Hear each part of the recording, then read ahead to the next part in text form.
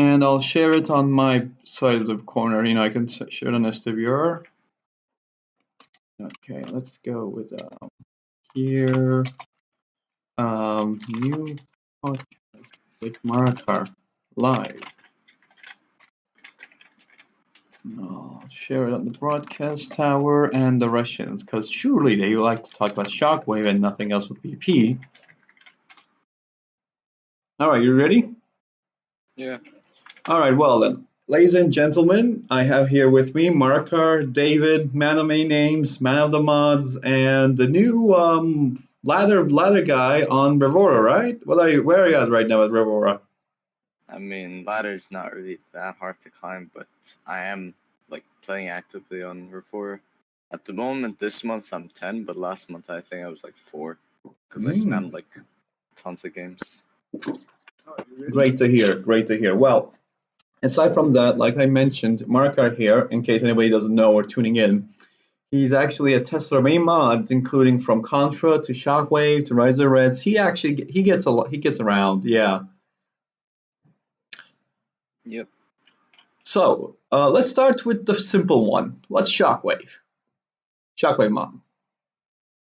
So at the very essence of it, Shockwave is envisioned as basically, according to General Camo, the main dev, as what 0 Hour should have been with a little bit of extra tweaks here and there. So even 0 Hour as a game, even though a lot of people do play it and enjoy its how it's played nowadays, a lot of people feel like it was missing quite a few things.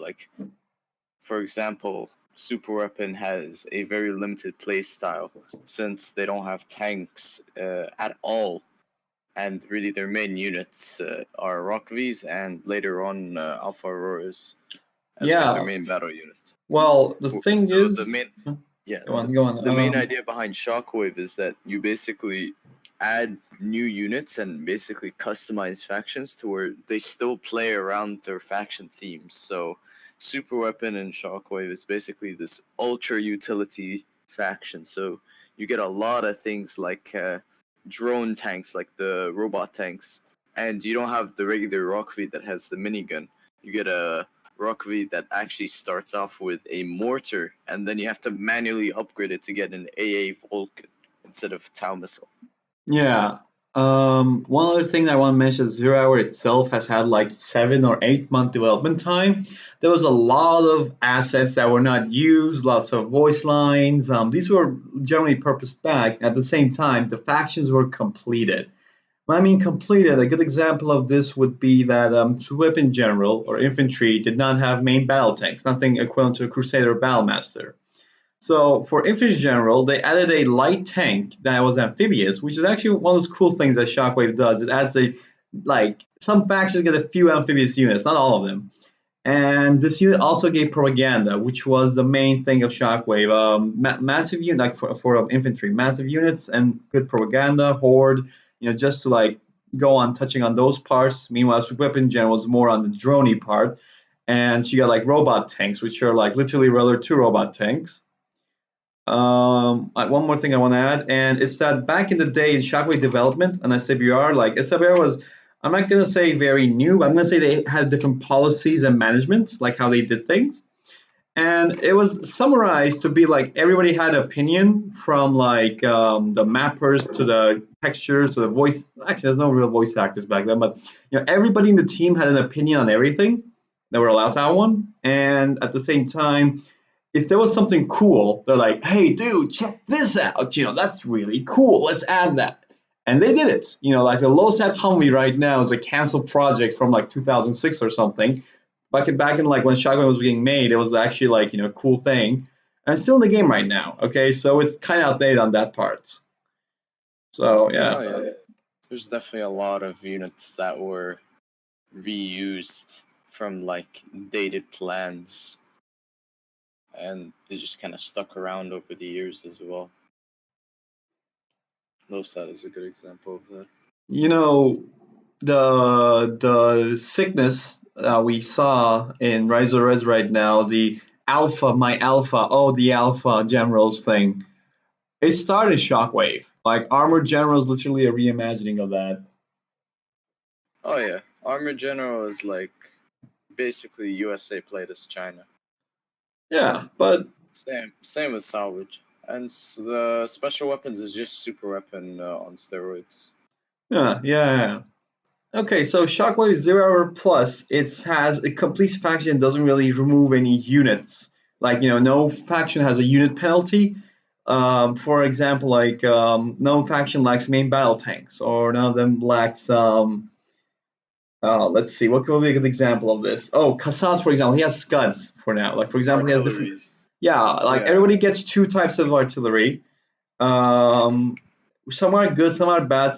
All of them have a very niche thing. Like Kassaz's Scud is not powerful as the other ones, but when it's destroyed, it explodes like Tomahawks, but with a bigger AoE. So your Avengers always take damage against them. Like it's never completely neutralized, for example. Also, frogs are super quick, so they kind of still fit with the faction theme Yeah. of just stealthy and mobile. For stealth, at Yeah, least. what else was added? Lots of, like I said, lots of unused concepts and like upgrades. For example, laser PDL drones or laser stealth fighters. They were added back in. From what the assets we had in Zero Hour, they just literally wanted to utilize all of them. Oh, hello, Kaju. So yeah,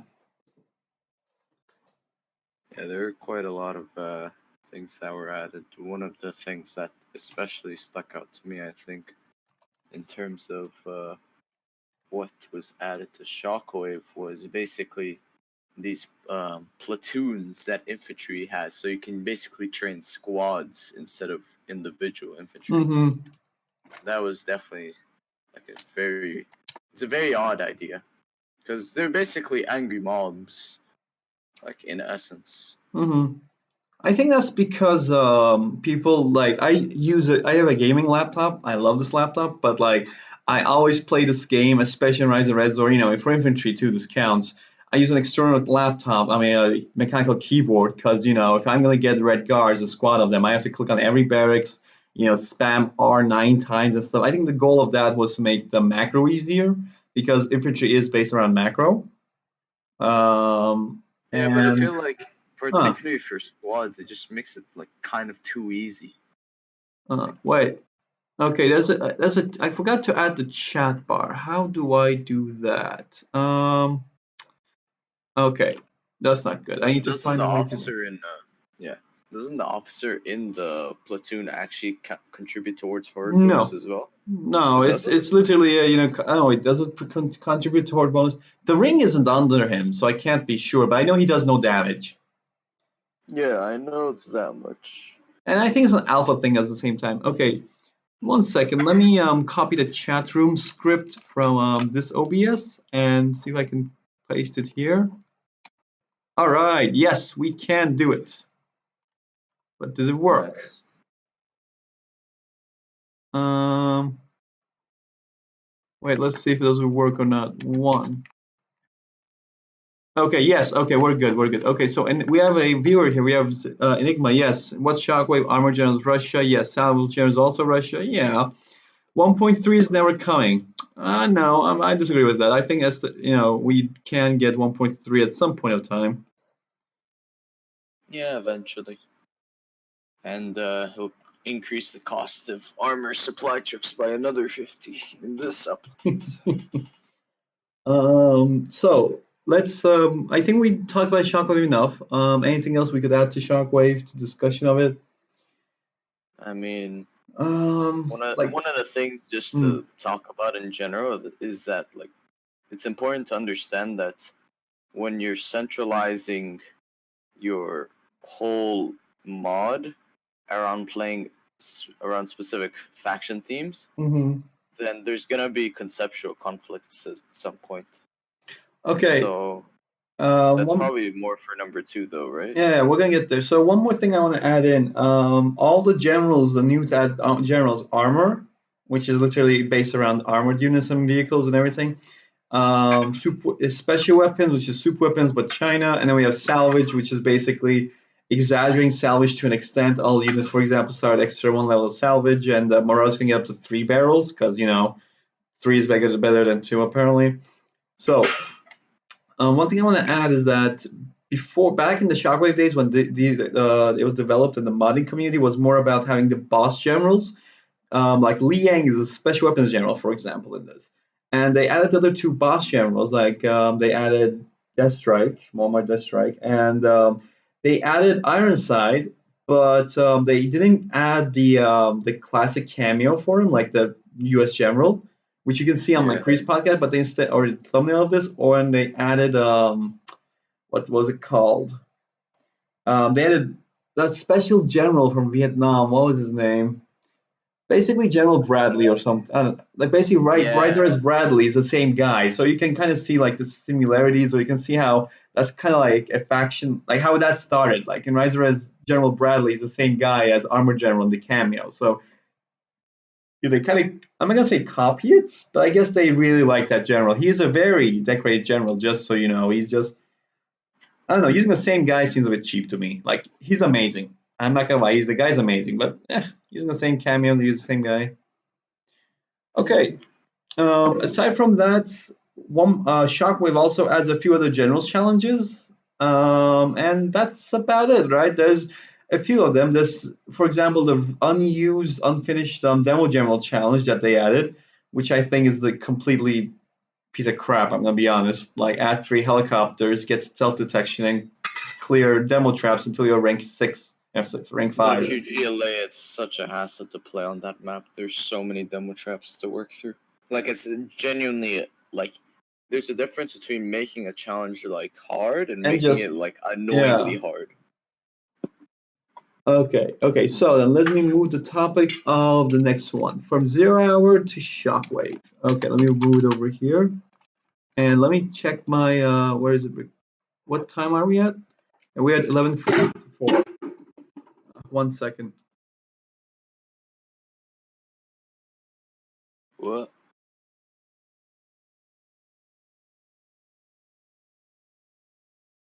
Okay, let's go from Shockwave to 0 hour. I mean, from 0 hour to Shockwave. Wait. Oh yeah, we're gonna talk about Shockwave. Yeah, let's say somebody wants to play Shockwave from 0 hour. What can they expect, or what kind of big changes can they see or hear? I mean, right off the bat, if you're talking about playing, what's it called? Shockwave from a 0 hour background, you have to pretty much like start from square one because there's so many different things that are adjusted, not even from the factions alone, but from global like nerfs. Like if you look at 0 hour, RPGs are way stronger, and they also give way more vision. So a lot of times when you're playing GLA, you send out forward RPGs to get good vision. But in Shockwave, you get less vision. RPGs do less damage overall, and depending on which faction, they can do even less than average. And there's a whole like methodical counter system now that's like pretty much played out.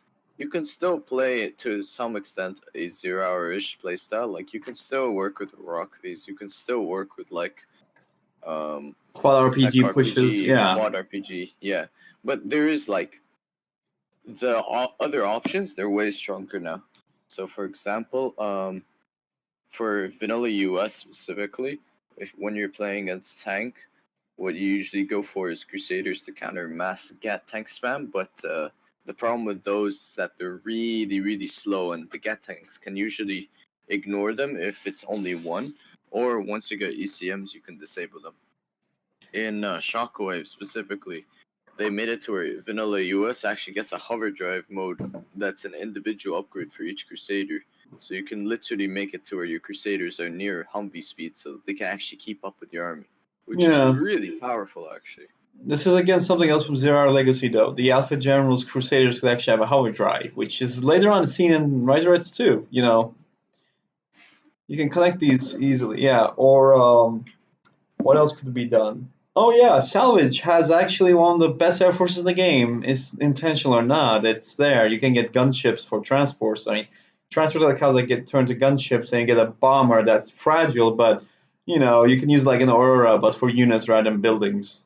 So, Oh yeah, the hip is really strong and since the it has the barrage desert mode. fly is great. No airfield requiring, bomber. That's a one-way ticket mostly, but that's enough. All Yeah. right. Aside from that, for 0 hour, like it's just the other thing you have to also watch out for is the whole faction theme thing Oh, playing in really strong. one more thing we forgot. Aside from some main streamlined strategies being weaker, like Humvees are still good, but they're not as good. Like they're not literally the best thing you can get. Yeah. Um, all generals have a default upgrade now. This is like, for example, countermeasures are default for Air Force General. PDLs are given to actually to what's his name, to Laser General, and Laser gets free LGMs. You know how good that is? Free LGMs are like it's amazing. Like you can actually kill a Humvee, I think, with two or one of them. I'm not sure, but it's really good. If Like you default LGMs are great. I mean, laser raptors are still like not that great. Oh, I Still, forgot. No. They do more damage than King Raptors by default because King Raptors need two upgrades. Like they need the extra missile upgrade. They need the the extra LGMs. missile and the LGM. So Yeah, fair basically, enough. laser raptors are basically salvage raptors, which are Black Widows, two more missiles, 25% more damage. It equals that. Like default wise, they're equal. So every faction gets a free upgrade. I forgot what. Oh, Armor General, for example, has combat vests for default. Yeah, no Yeah, armor. No, he does that. yeah, and what does Weapon General get by default? I I forgot. don't think super weapon gets anything, bro. Well, I'll get back to you on that. I'm not sure. Oh, and some prices are changed too. You don't have to pay a War Factory's price almost to get a Comanche with Super Weapon General anymore. 1.8k Comanches. I hate it so much in 0 hour. Hate it so much. Oh yeah, the Air Force options for most factions definitely got buffed pretty hard. Yeah. So, okay. I think that's about it. Anything else we need to add to that? There's a few tech buildings added. Like there's actually neutral defensive positions you can enter, like machine gun nests, anti-air flak cannons, and unlike in Rise of Res, these can attack like both ground and air. Not an MG turret, but like the other things. And oh yeah, tech buildings have been buffed. Like if you're playing for 0 hour and you're playing Gorge Drought, you get capturing R2 platforms. You kind of just like aside from the vision, you just give the dude like 50 EXP or 100 EXP for free because those R3 platforms can't kill anything. Like they miss an immobile scorpion. They can do that.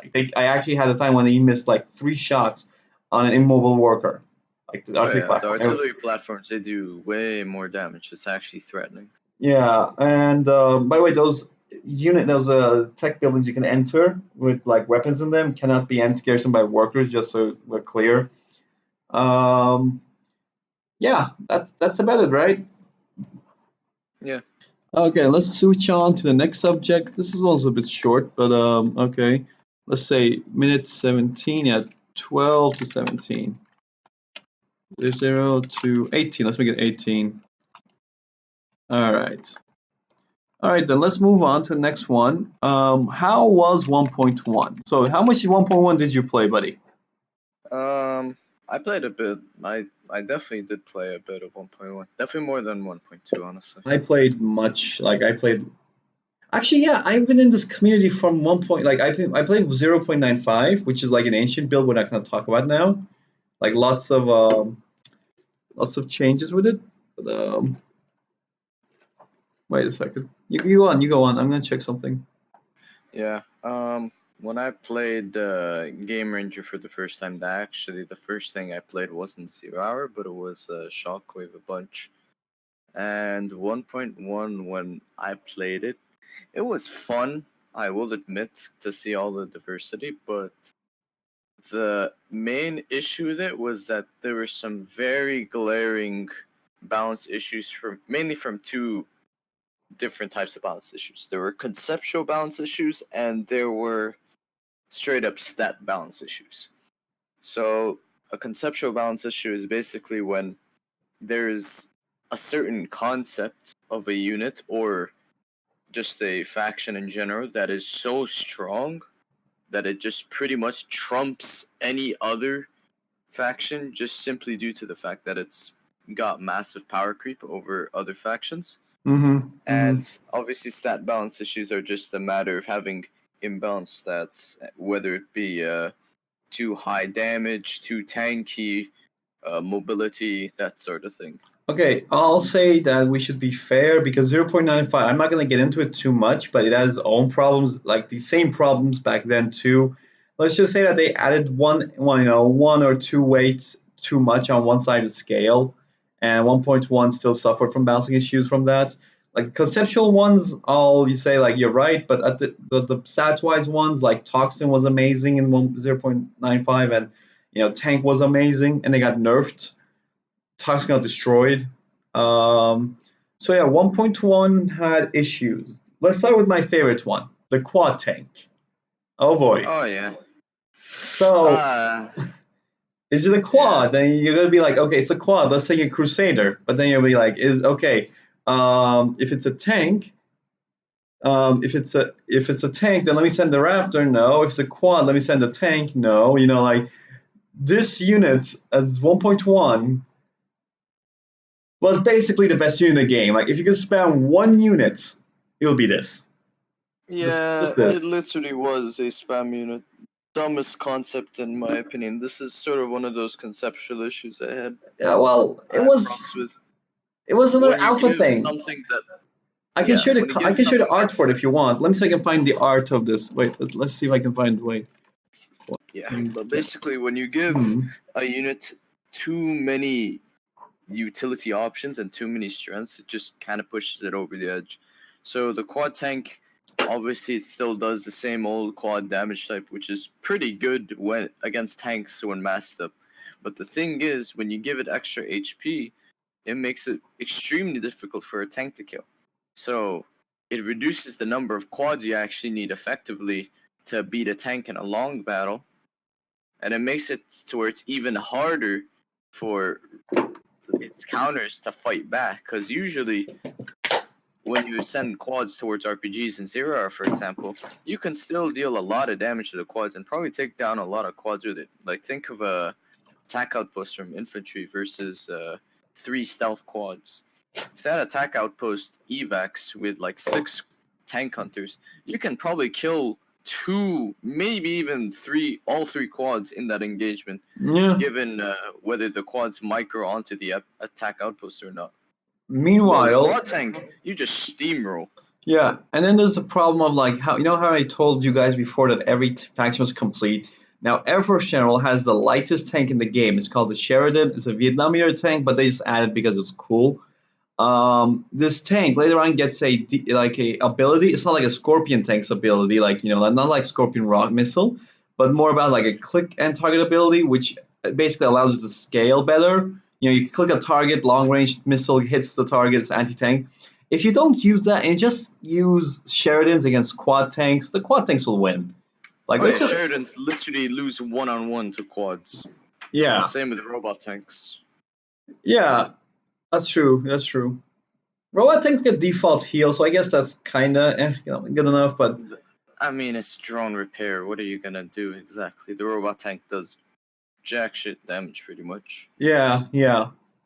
So we have the quad tank. That was a problem. I also mentioned that Game Ranger actually has 1.1 community still alive. And when I say alive, I mean pretty much dead. But there's lots of CXM players in this mod, which only do scud popping as a tactic. You'll never see anything else.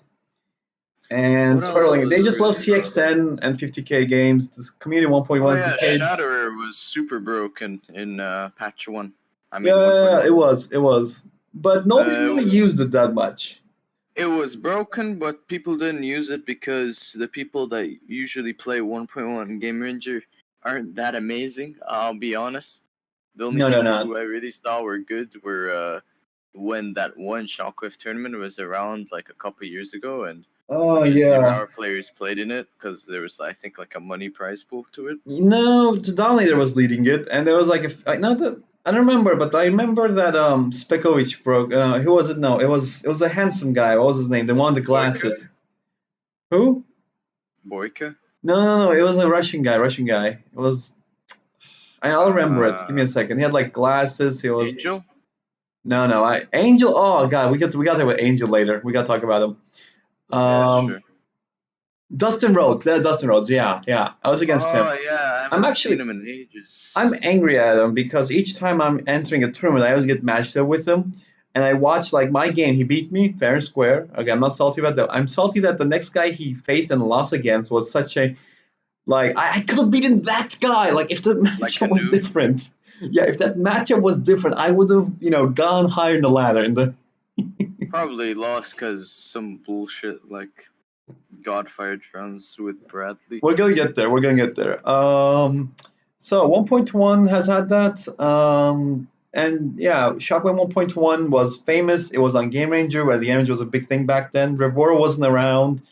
Actually, GameSpy was still around back then. Yeah. Modding and Hamachi was a thing. I joined the whole SWR thing with Hamachi, years ago.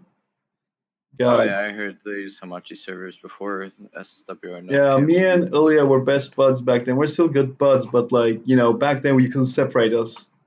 When I joined this, 2012, holy crap, 7 years. Oof, I'm gonna feel old. You go on with 1.1, I'm gonna go feel old a bit. Alright, I'll go on more about 1.1. So another thing that was extremely annoying about 1.1 was there are a lot of these different rushes that generals had that basically made them that were extremely difficult to deal with. So one example of this was the Acolyte rush on Air Force, where you Okay, basically go. It's like the triple or double airfield build you do in 0 hour as Air Force, but instead of making stealth Comanches, you just bomb rush with Acolyte drones to brute force any anti-air in the game. That was one of the big issues with it, and the Acolyte drones were dirt cheap. They were like 400, but they 350 hit each. They're 350, and I think they 350. I think at one point they did kill Stinger pilots because they had small arms, and then they switched back to Gatling. Oh yeah, they had small arms in 1.1, so they legit would melt through Avengers. Like if you had them in groups, it was ridiculous.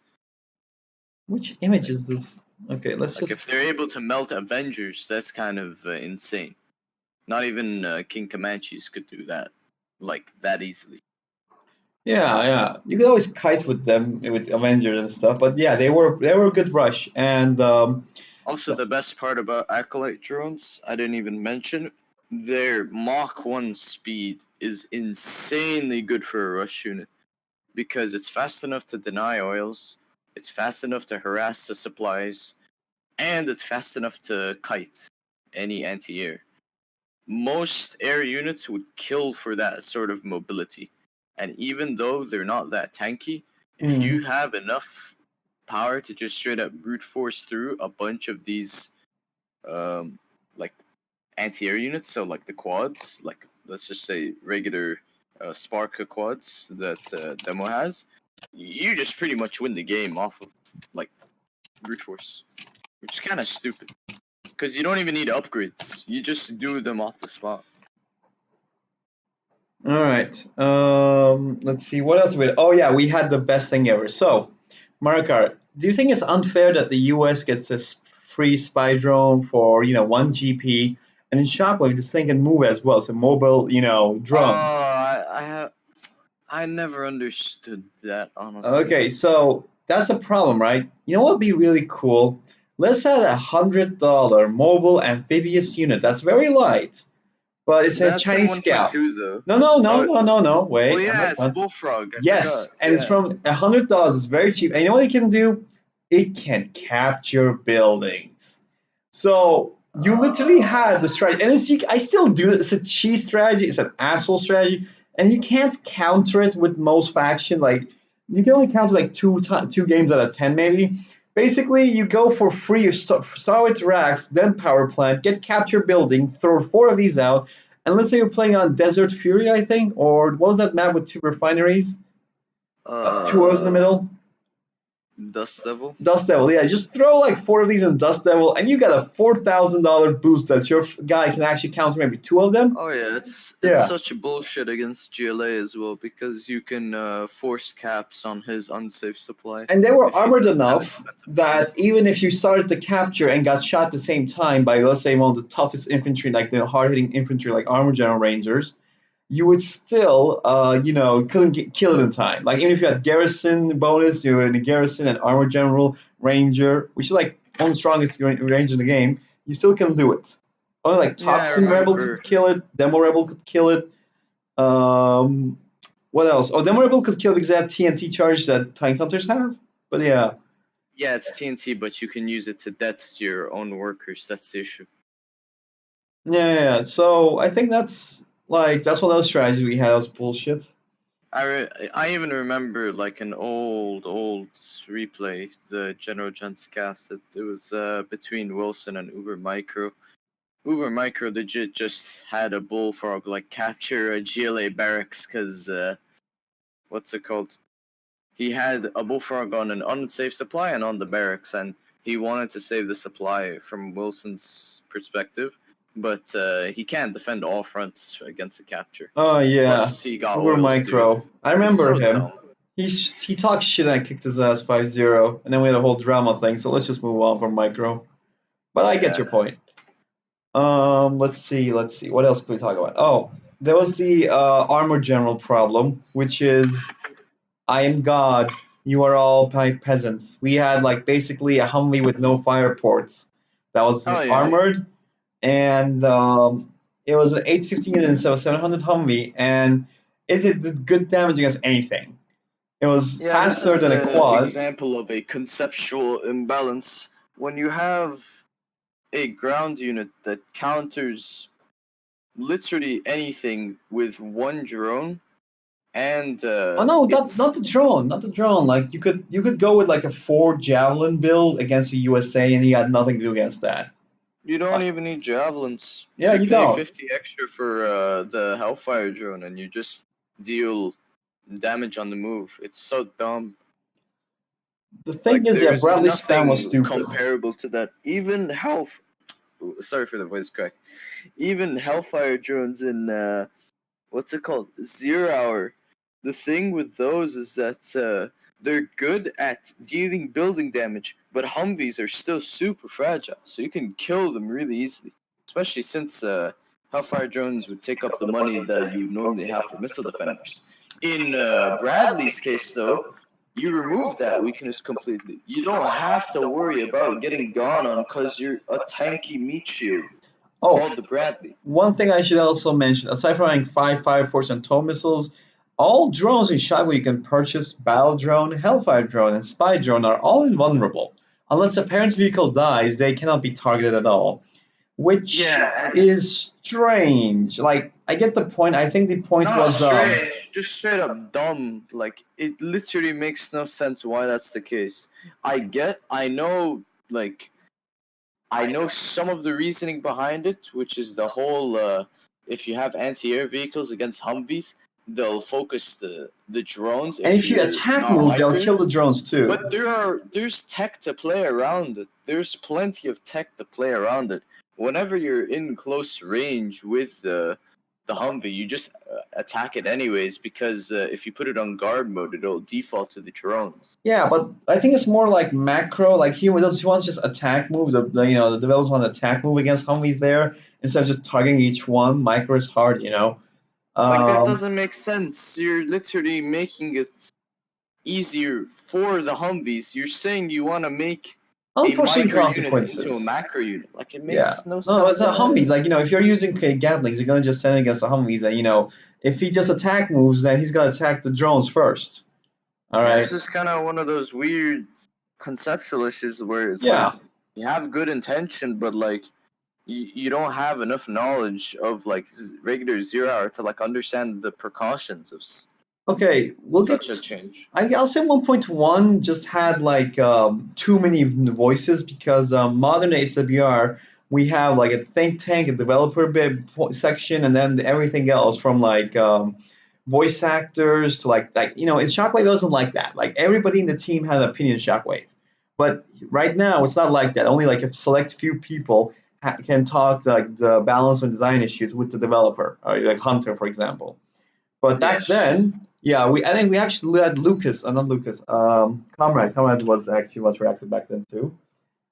So back then, I'm gonna say the reason was this mess was I'm gonna say is that there's like lots of voices. Okay, everybody was talking another thing.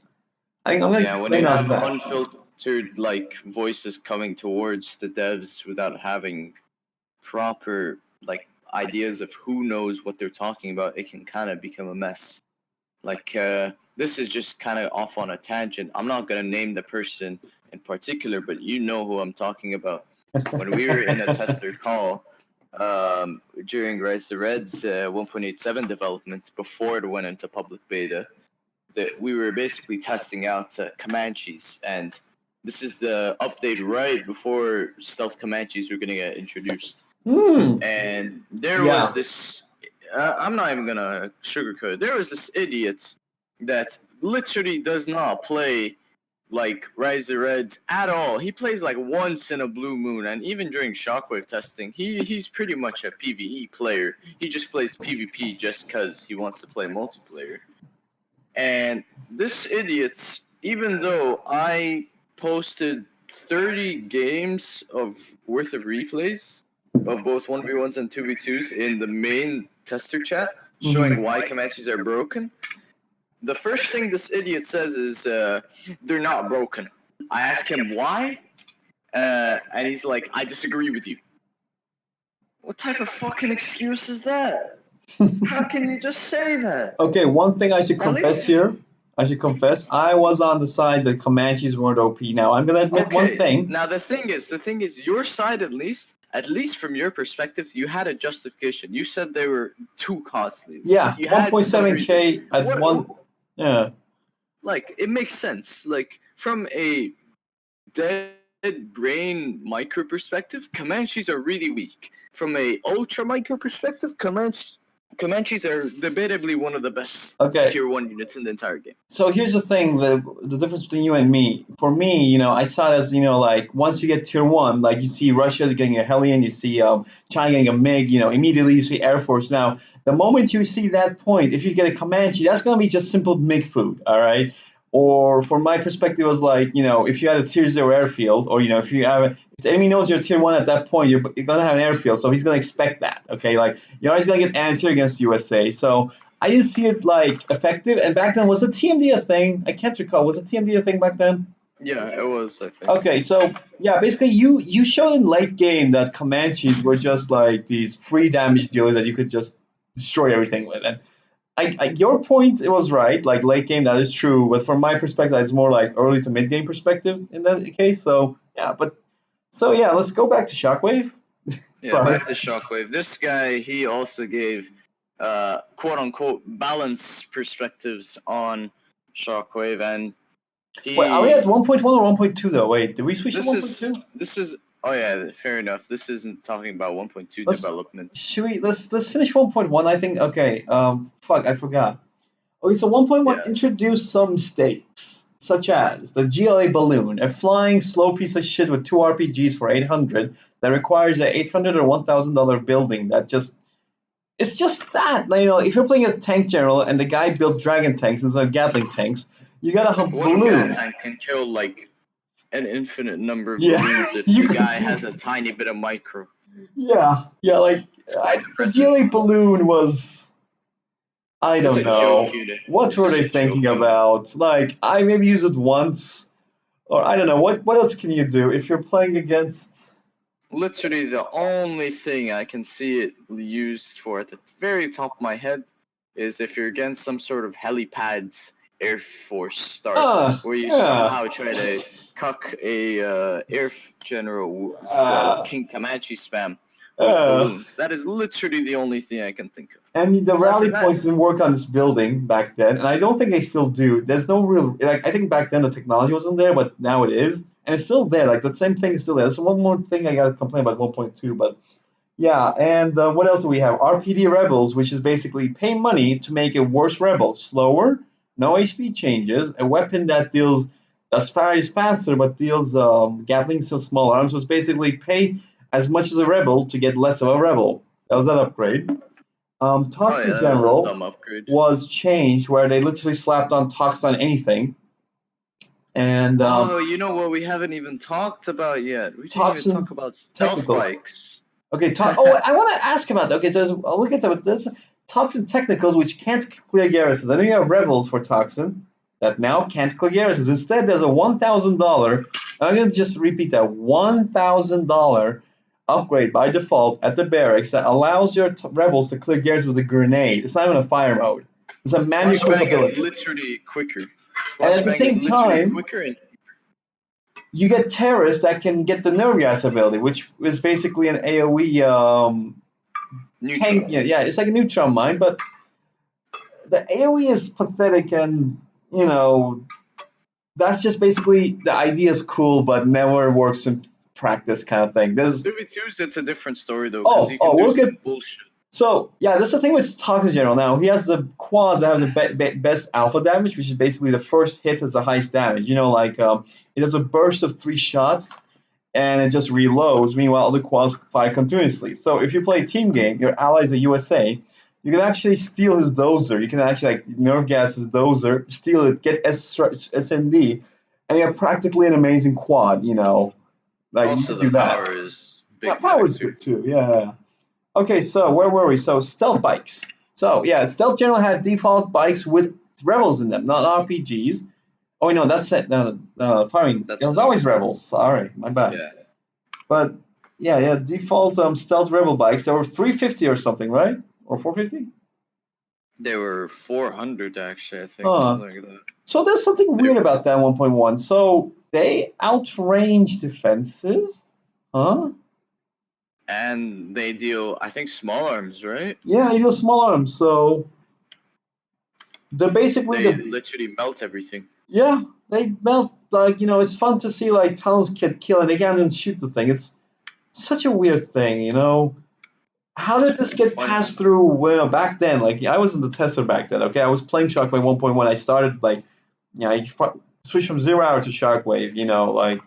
I actually had quit 0 hour after 2008 or something, and after a year or two, I went back. I was like, oh, Shockwave, that seems great. It fixes stuff. So and development was actually a thing back then. Contra, hey Contra, we had development back then, okay? Don't smear that much in our face. Yeah.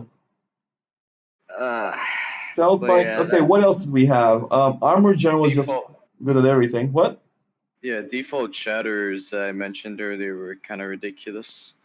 Oh, teleport tanks, dude. Teleport tanks, enforcers. Oh yeah, that whole dumb unit. It was basically a one tunnel, or not one Flying tunnel. dragon tank, basically. It was a flying dragon. No, you could fly. Flying is something you can shoot at. This thing had basically a bubble it went into, and then the bubble had a near infinite speed. So it's technically teleporting, but if it was inside the bubble for too long, or it died basically. It was such a weird thing. It was this cool concept of a unit, but it was completely broken. Yeah. The fact. It's basically a dragon tank with the ability to teleport on the map. There's firestorms too. Games that it can firestorm. That's another thing. There were literally games where you might destroy a super weapon and push his base, but suddenly it becomes a base race because of one enforcer tank. It's really dumb. I think it was did it require Strat Center? I think it did, right? It did. It's a Strat Center unit, yeah. But it's still one of the most ridiculous Strat Center units, in 1.1. Okay. Let's see. We had the Berserker bug. That's something else. And we had the Katyushas, but Katyushas were never fixed. That's one of those other things. You know how you said the Comanche thing? You're this is a problem. This is a problem. It's a problem. And nobody listened. That's my thing with Katyushas. There was Salvage General's Scud replacement, which is basically the fastest projectile speeded, multiple projectile. It fires multiple shots, fastest projectile. If you engage artillery to artillery, even if it's a buggy against a Katyusha, the Katyusha will kill the buggy by the time half the buggy missiles are hitting the Katyusha, which is very important in quad tops, for example. Yeah. Okay, what else did we have that was broken in 1.1? And the thing is, people still play 1.1 because the 1.2 community is not. It didn't really be a thing. It wasn't I mean, the main reason is because Game Ranger doesn't really support So it. Game Ranger guy, he's active on Twitter sorta, and nothing else. He can't be contacted. I emailed him, I faxed. I think I had a fax back then. I did everything too. You can just imagine like just being in your room and like Yeah. Shockwave. What else is there in 1.1? Were War Masters broken on 1.1? So War Masters were not broken, but you know what was broken? The Ravager tank. I think that was the name. So Special Weapons Generals. Oh yeah, Reapers. Reaper or what? No, not Reaper. Reaper was the tank general with Gatling cannons. That was a Oh, shit unit, by the way. Still a shit unit, but they got buffed, but yeah, still a it's shit such unit. a shitty unit now. Actually, it's very underwhelming. Okay, so one thing I should mention I want to say bitch about the Reaper for a second. You got a new voice actor, you got a small buffs, but tank general against infantry is not fair for tank general. Like tank general loses that most of the times. But Yeah, one the thing only way you win that is if you have like I don't know, red guards with gat tanks, and you get a good flame wall. But you also need to make sure you have War Masters out to deal with some yeah. of the So outposts. War Masters were like Battle Masters but tougher, but at the same time they had like two napalm missiles that were better with ECM. Like if they got ECM, it's better. So, and they also think that the tank general has better MiG, like not anti-defense MiGs that have a non-tracking per bomb, so they don't get PDL'd. So it was a nice idea, but I guess infantry is a big problem. So here's the thing: for the Reaper, I love this. It benefits from like the armor upgrade that tank gets in 1 point. Shockwave. It benefits from chain guns. It benefits from nuclear engines. And you go say, Bruce, it's great. Well, the thing is that this unit, with all its upgrades, still loses to a default outpost with 3 tank hunters, and this is a GP point too.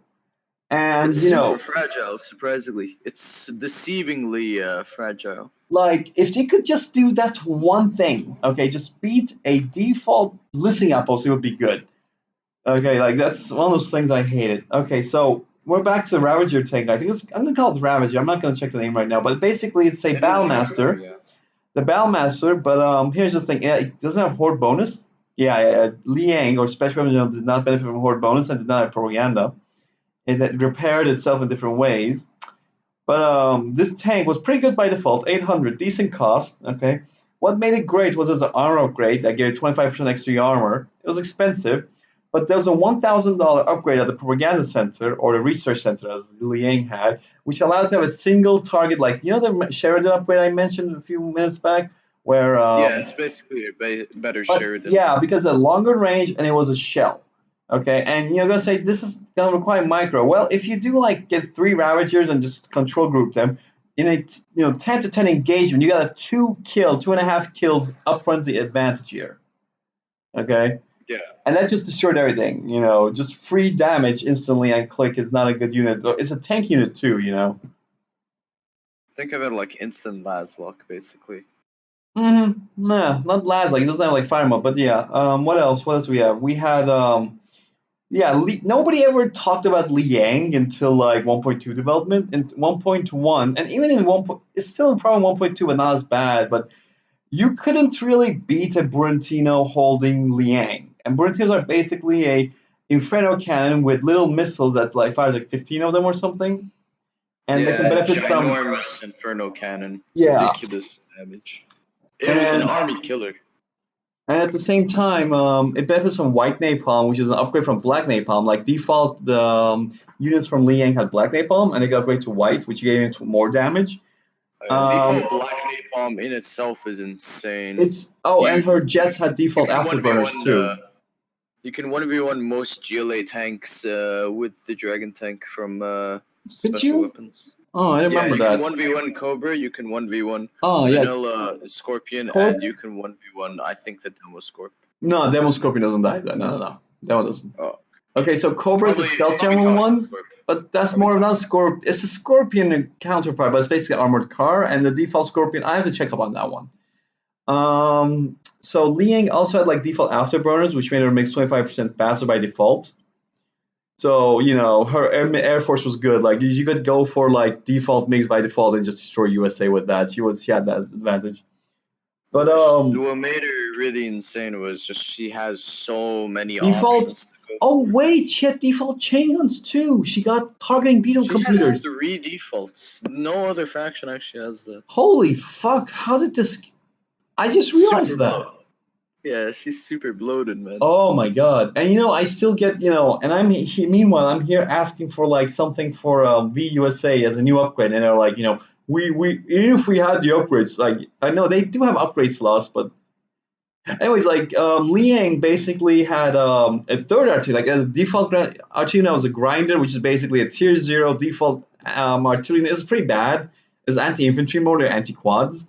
It had the Durantino at tier 2, and then at rank 3 you had something called the hammer cannon. And for you 0-hour boys out there, you know how you get salty when you get hit by a nuke cannon halfway, really far away? Well, hammer cannon's like You'll 30% more get than hit that. from the Middle East to like the US by a hammer Yeah. cannon. That thing has a million range. It's ridiculous.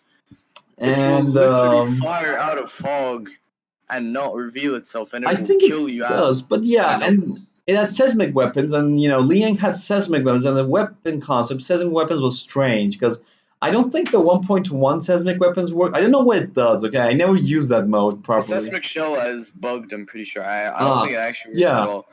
But but the I think regular shell is what you use it yeah, for. yeah, yeah. But the seismic is meant to like disable weapons. At the same time, you have the next unit, the unit that says, nobody expects it, nobody, uses it until like I started to use this, the anvil tank. It's a tier 2 overlord armored. Like imagine an overlord, but the speed of a nuclear overlord, but with a locomotor of a Humvee. All right, it can act like move around like a Humvee. It can crush infantry, crush tanks. Like it's an overload, all right. But the other thing is that it deploys, and when it deploys in a large AOE, let's say, what would it be? Smaller than a carpet bomb, but basically like 10 or 20% smaller than a carpet bomb. In that AOE, no ground weapons, like ground to ground weapons, worked. All buildings were disabled, and only your anti-air worked. All right. Yeah. Thank God for that. Yeah, that was a really silly unit too. Let's see. Quite insane, the anvil. Okay, what else do we have in Shockwave? Savage General. Yeah, Savage General had answered almost anything. Demo. No, wait.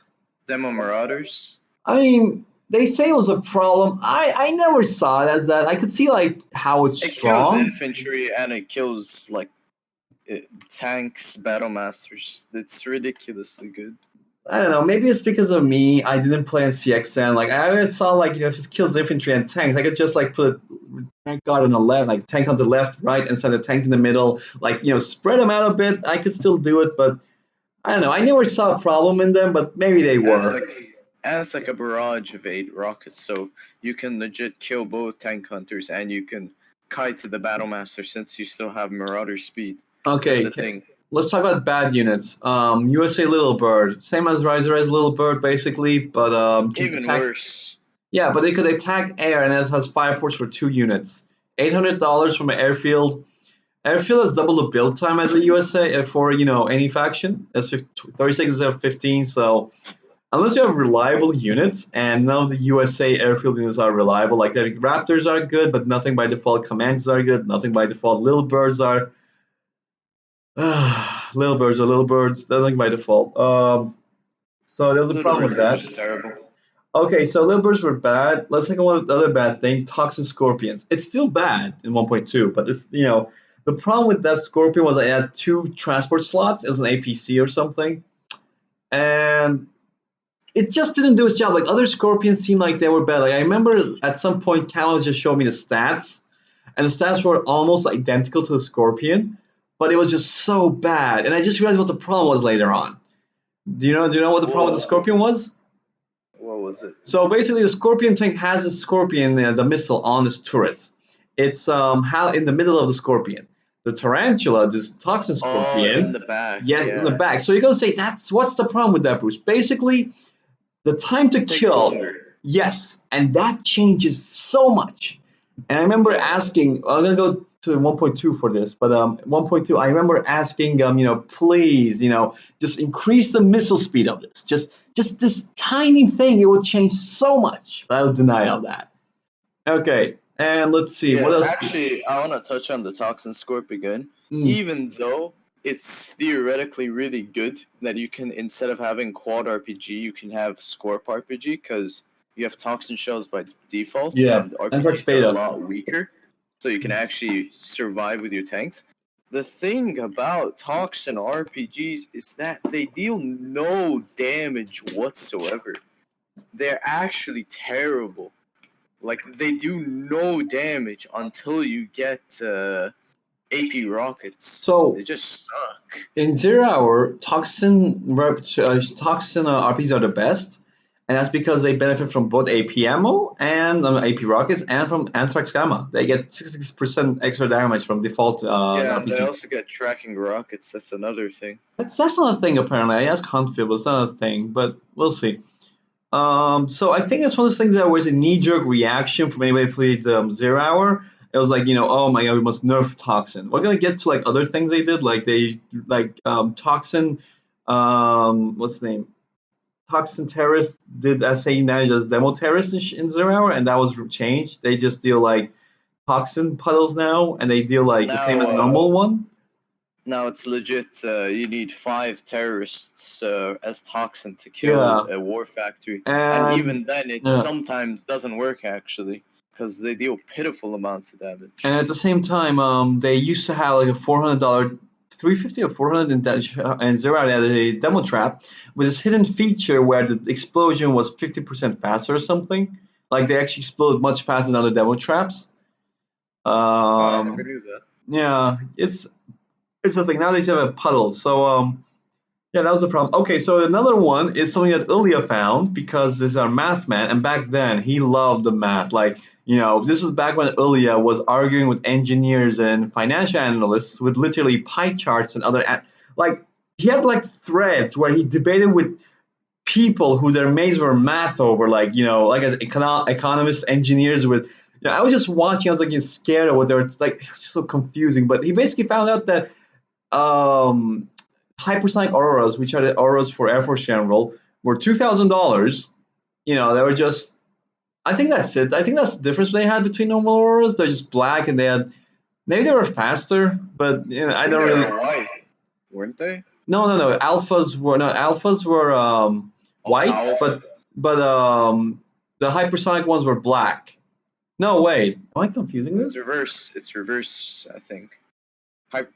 Alphas are black, hypersonics are white. Because hypersonics, the one with the blue background and the white. No, I think we'll check this. I'll check this later. But so basically, you could actually suicide $2,000 auras into STZs, and aside from feeding EXP, that's a good trade because Yeah. STZs have a long repayment time. You can get auras faster than that. So I guess the USA and Air Force, as Air Force, like actually King Raptors are not that silly in that matchup. So you couldn't get like Air Force couldn't destroy every USA anymore.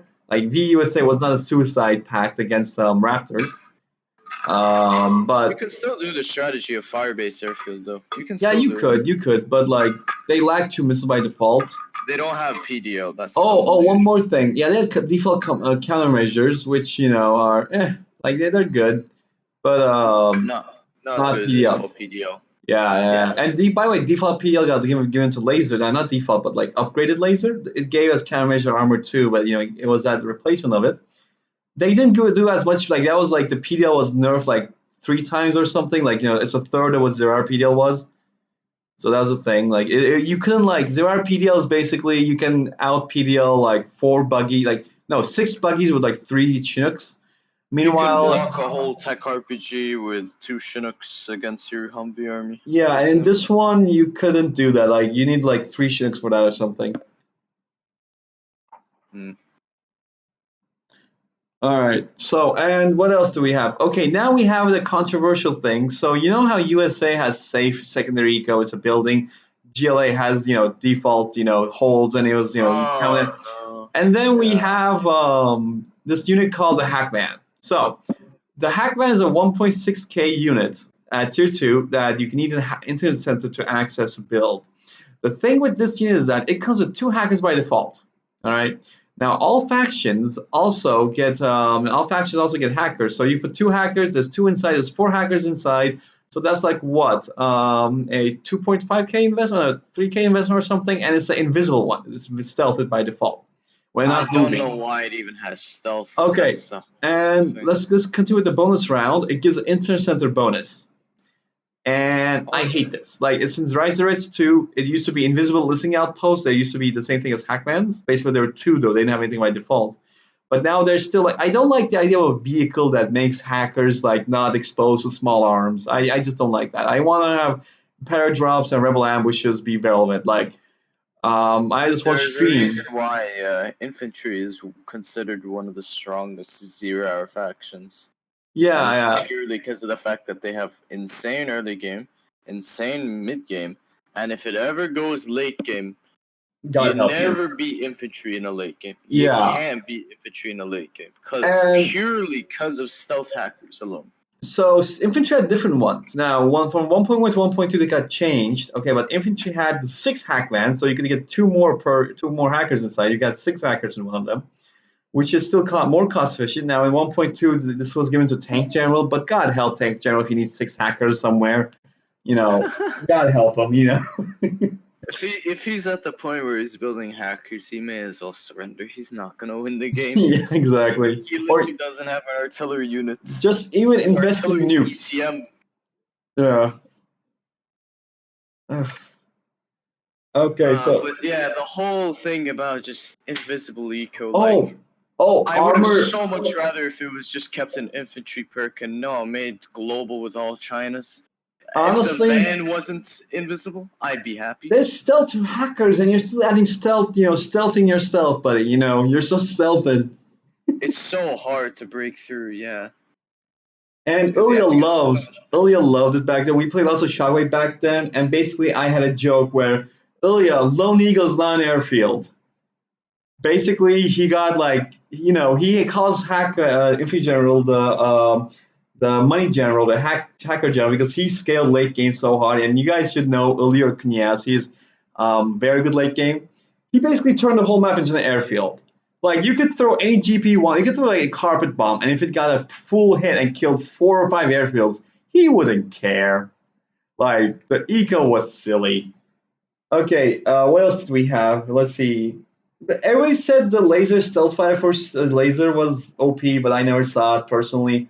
It was strong, but well, it's because it's sort of like it can't the kill thing any AA is, it's units. like a stealth Comanche, but it just has way more damage. Yeah, and but it's pretty good. Like uh, it's got insane amounts of fire before it really needs to return to the airfield. yeah, and I Like think it reloads by default at rank 3 or almost does it. Like, it has silly amounts of like it's ammo. actually misleading because it shows the ammo, but you can still fire for like another 3 minutes with it. Yeah, that's one of the weird things. Okay, what else do we have from Shockwave? Armor General Burst. Now, there's a few heroes that are different. Like Nuke General could plant a MiG.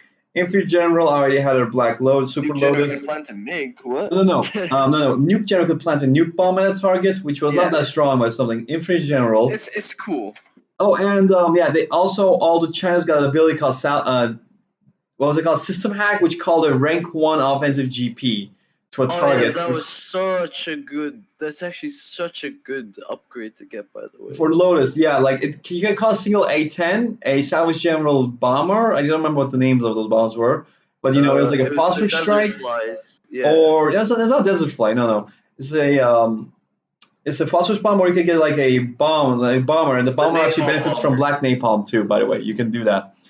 Yeah, it was the napalm bomber. Quite good. And the thing is, Lotus is stealth while doing this. Yeah, stealth, yeah.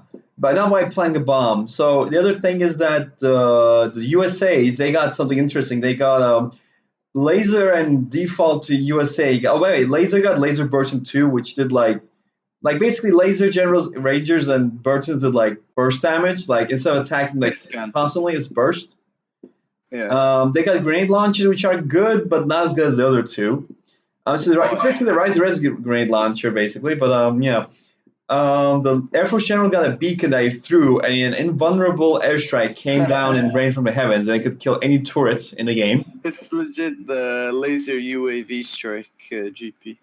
And then there's the armor general, which had a 50 caliber sniper rifle that actually hunted tanks. Okay, Oh, this that thing was and the ridiculous. HE rounds, Jesus Christ, three hitting like, and the thing is you could switch weapons, so you could like smack an overlord HE it, and you got like 10%, and then smack it one more time and it's dead. And Oh this guy yeah. benefited from he had default armor vests, he had chemical suits, and there was a bug where he didn't reveal himself when he was when no wait was it a bug?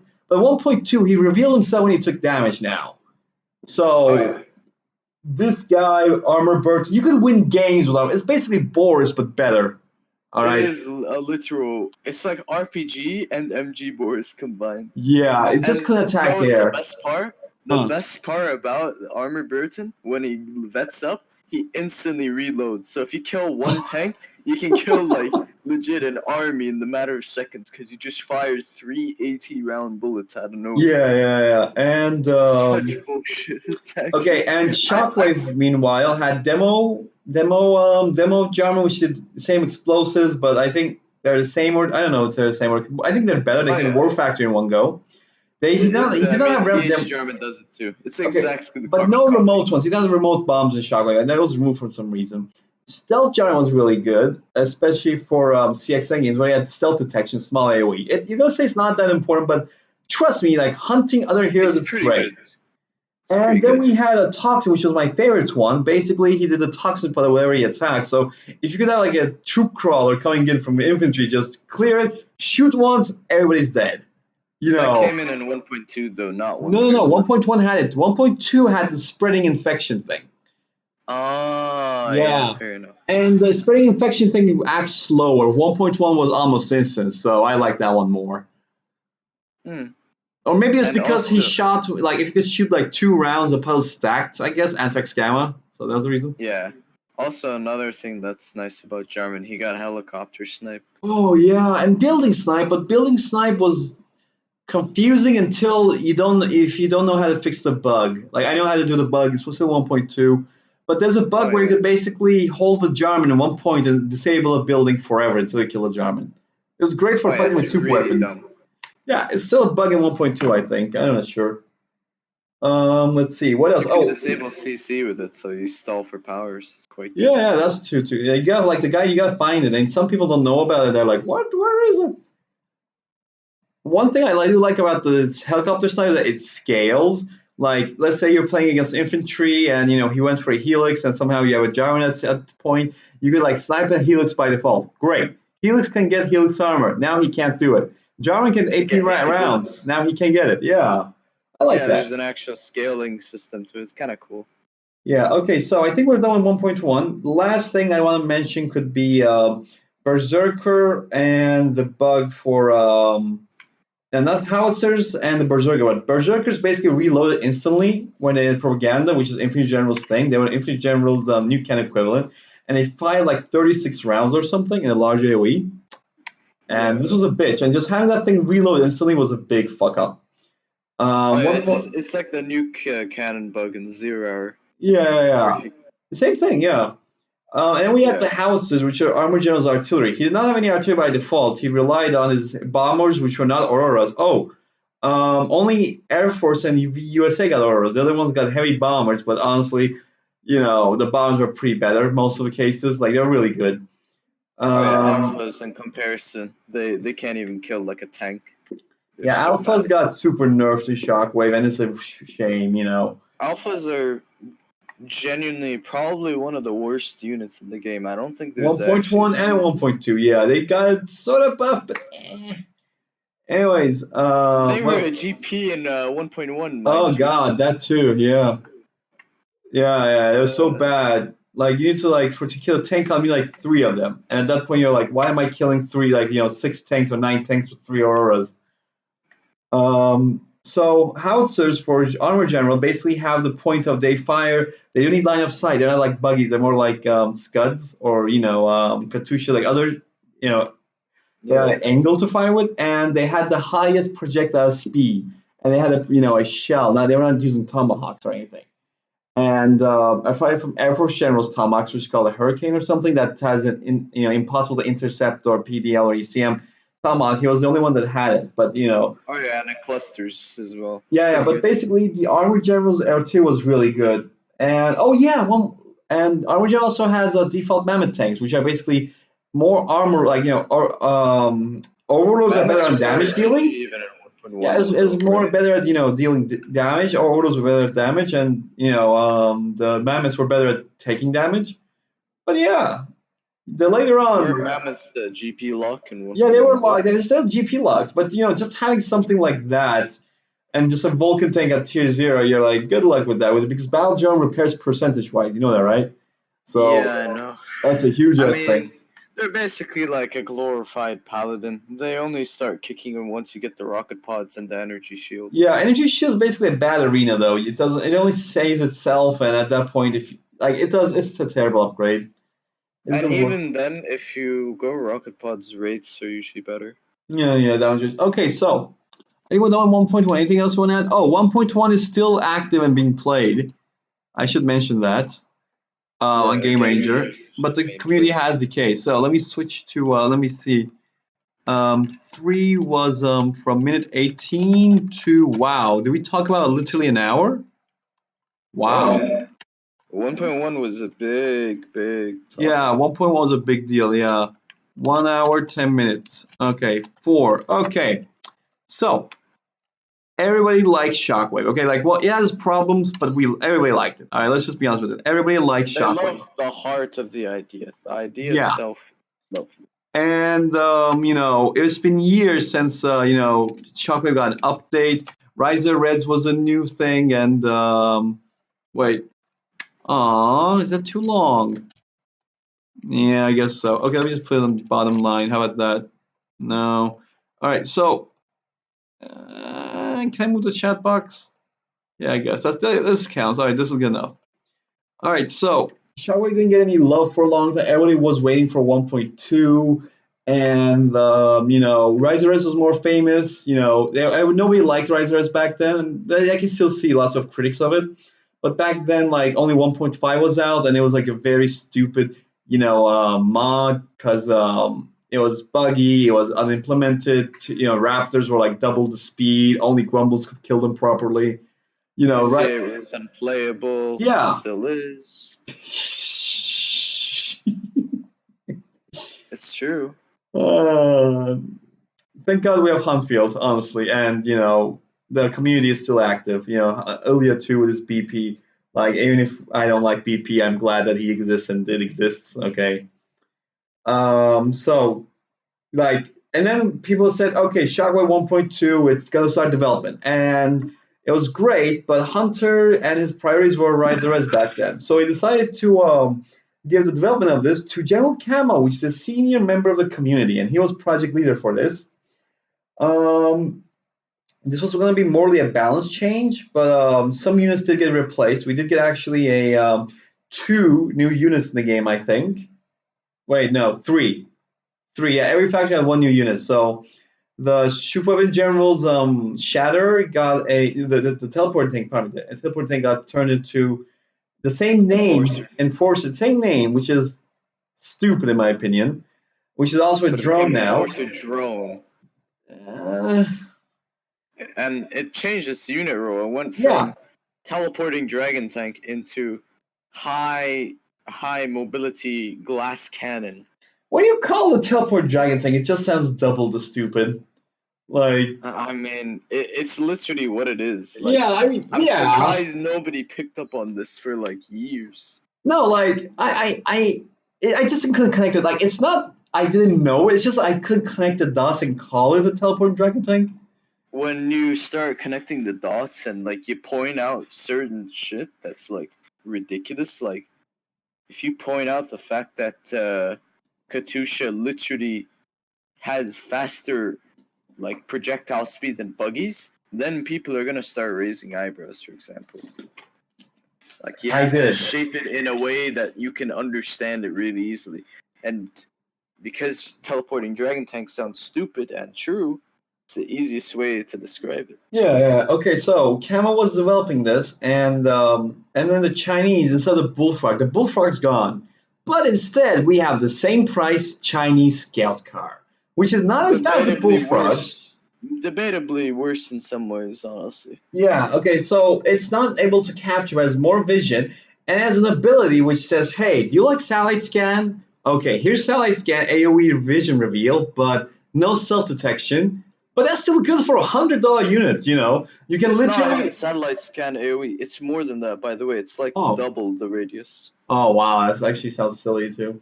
So, It's you know, super dumb. And it's super mobile, so you can yeah, easily run away with it.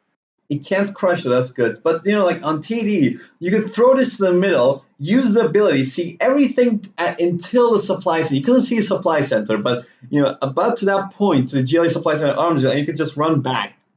You know, that unit was very functional.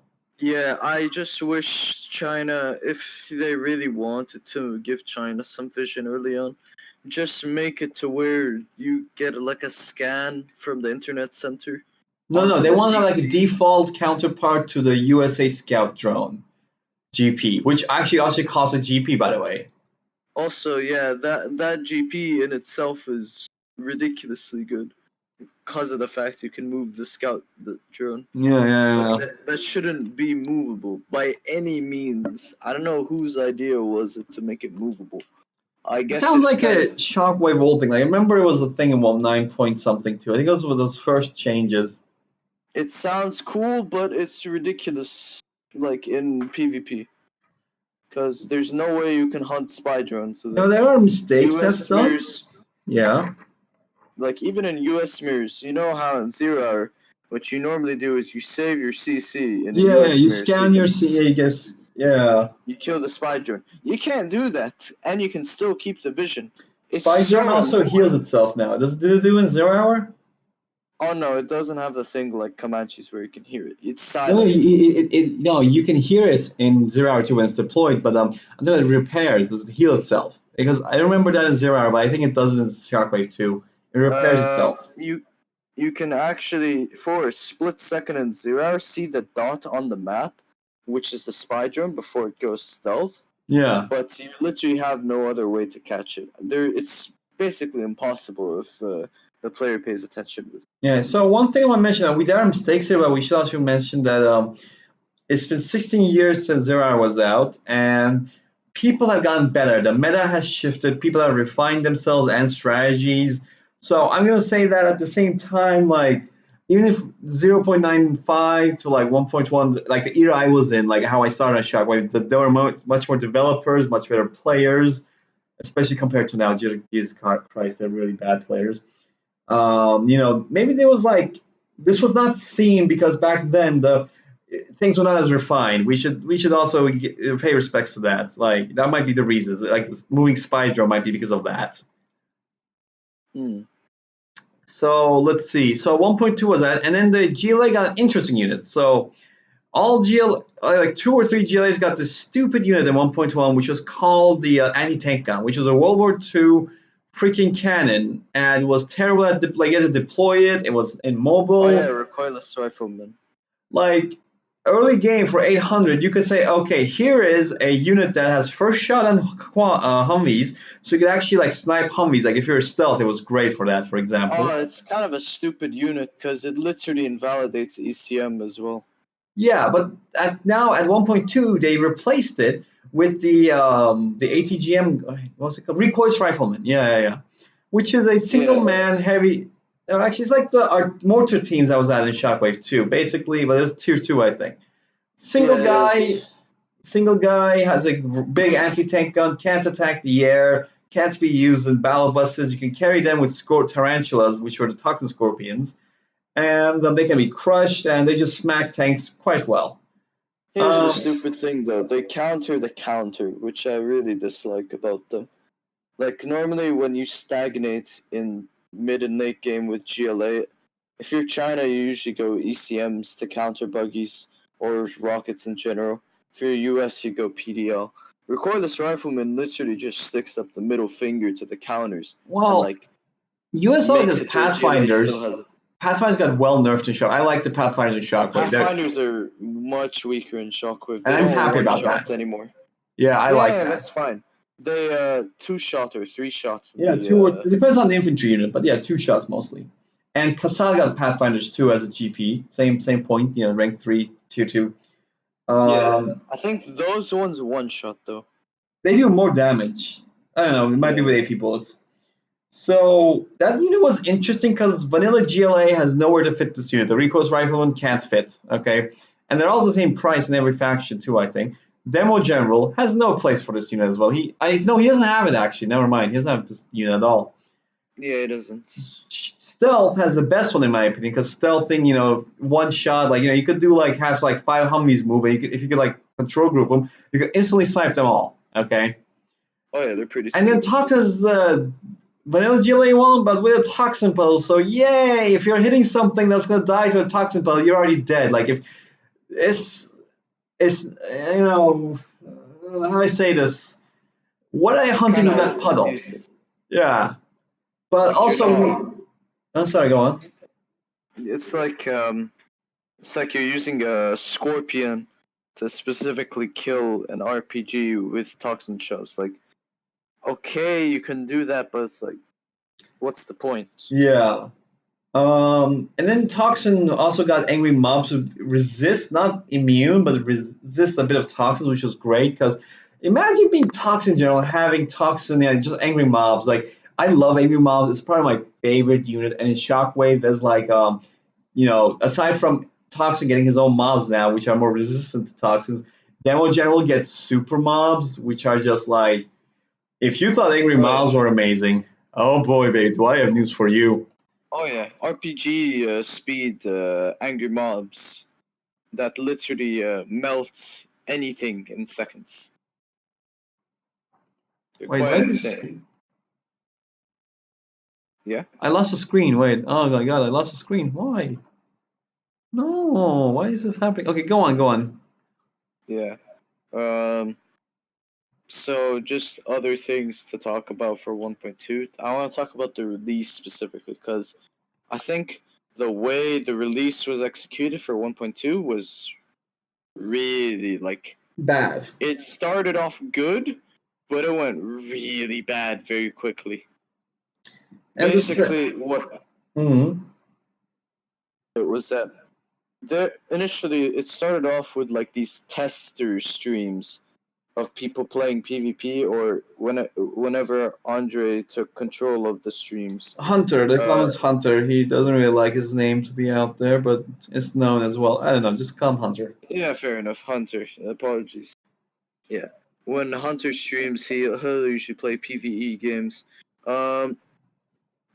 These games, they could vary in quality. Some of the games were between people that have zero clue what Shockwave is. Others are between me and Bruce, who are Shockwave veterans. And the problem with that is when you're trying to market to an audience that is mainly interested in the balance aspect, because at the end of the day, 1.2 was meant to be a balance patch more than a patch that added new units. It's kind of bad that you're marketing it with really, really newbie players that don't know what they're doing. And there's one more thing. There's the Riser Reds Decay too.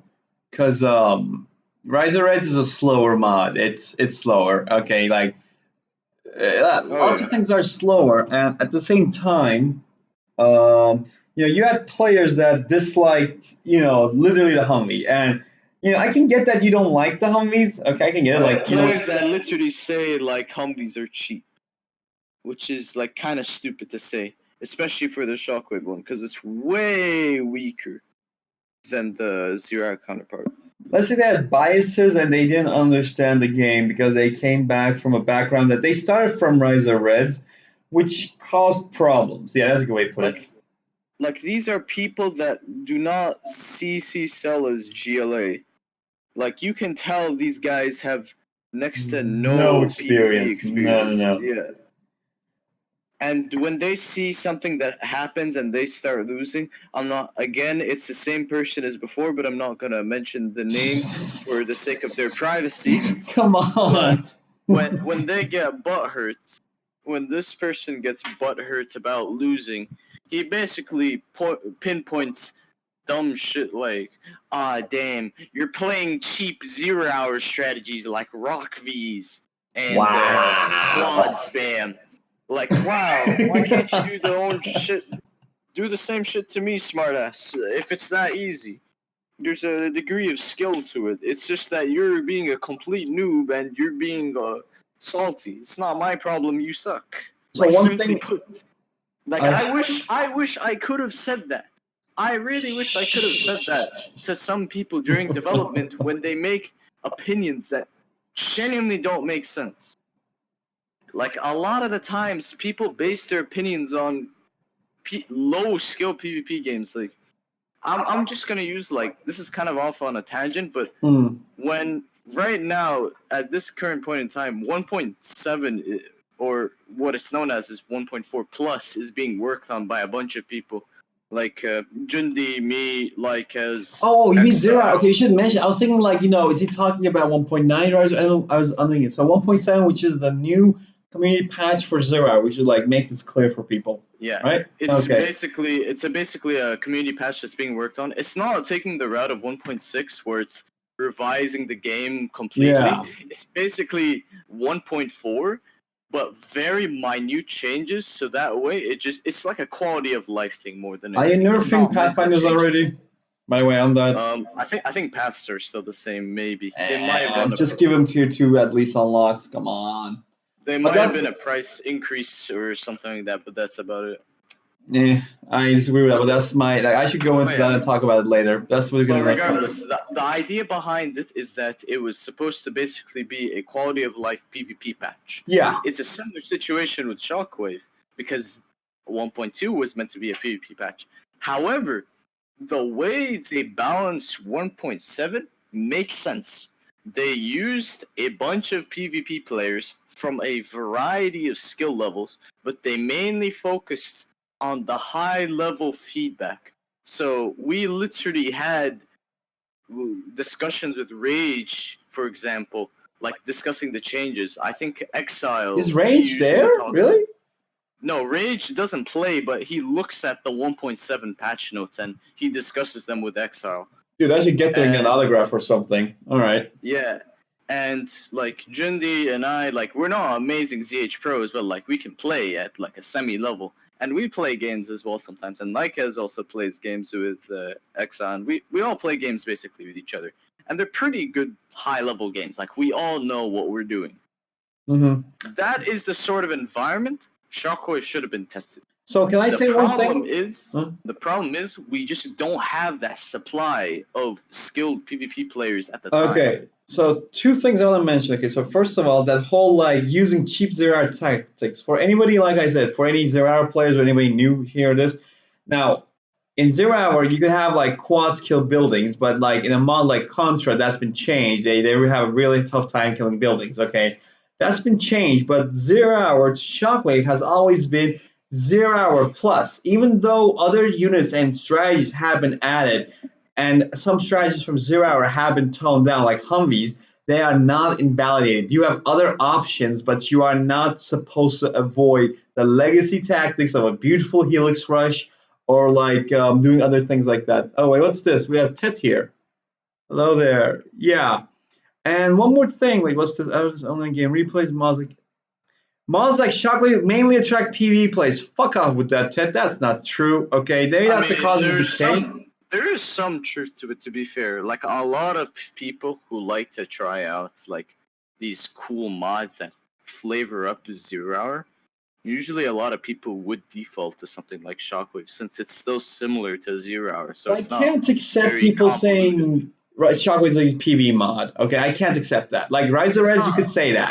It's not a PvE mod, but it does appeal a lot to PvE players. I guess it's more content for them, and I think that's their point. Okay. Yeah. And one more thing is that while there was a Shockwave 1.1 tournament, I remember General Camo and others. Like that's when the Shockwave development kind of started secretly. I remember if we were there or not, but back then, Shockwave did that. Yeah, I remember. The tournament was kind of like a test bed experiment, like to see what's going on.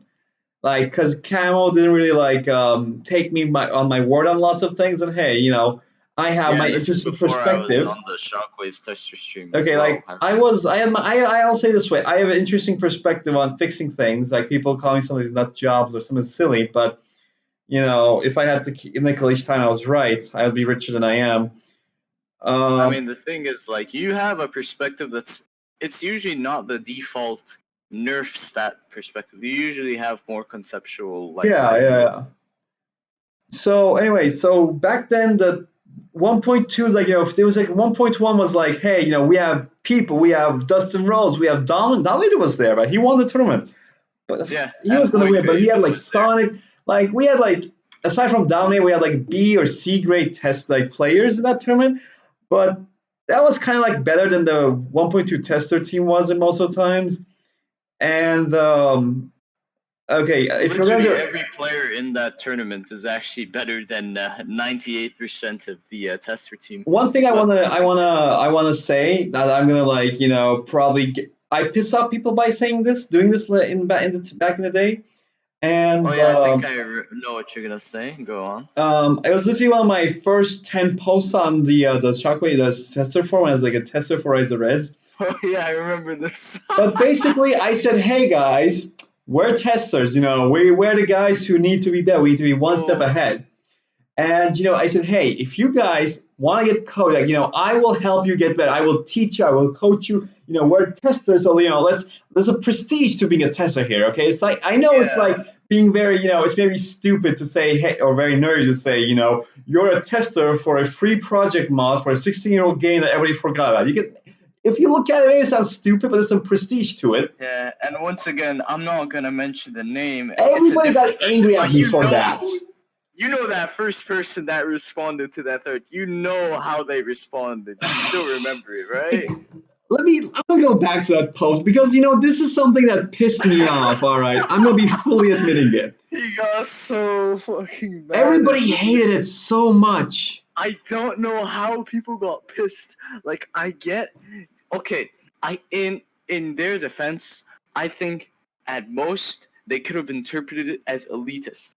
But it still makes sense in essence cuz you're trying to help people improve. I'm not So saying that you way guys are suck. I'm saying your. I literally one of the sentences, a few words to the testers. Your freaking testers, get on our level. You can do it. You can to add be me as honest, Skype. This is my. I generally wouldn't mind saying if someone sucks or not at this point, because like you can't be you seriously can't say don't say I suck that's rude. Okay, you're a PvP tester, you better act tough and play better or get out. Like what are you doing here?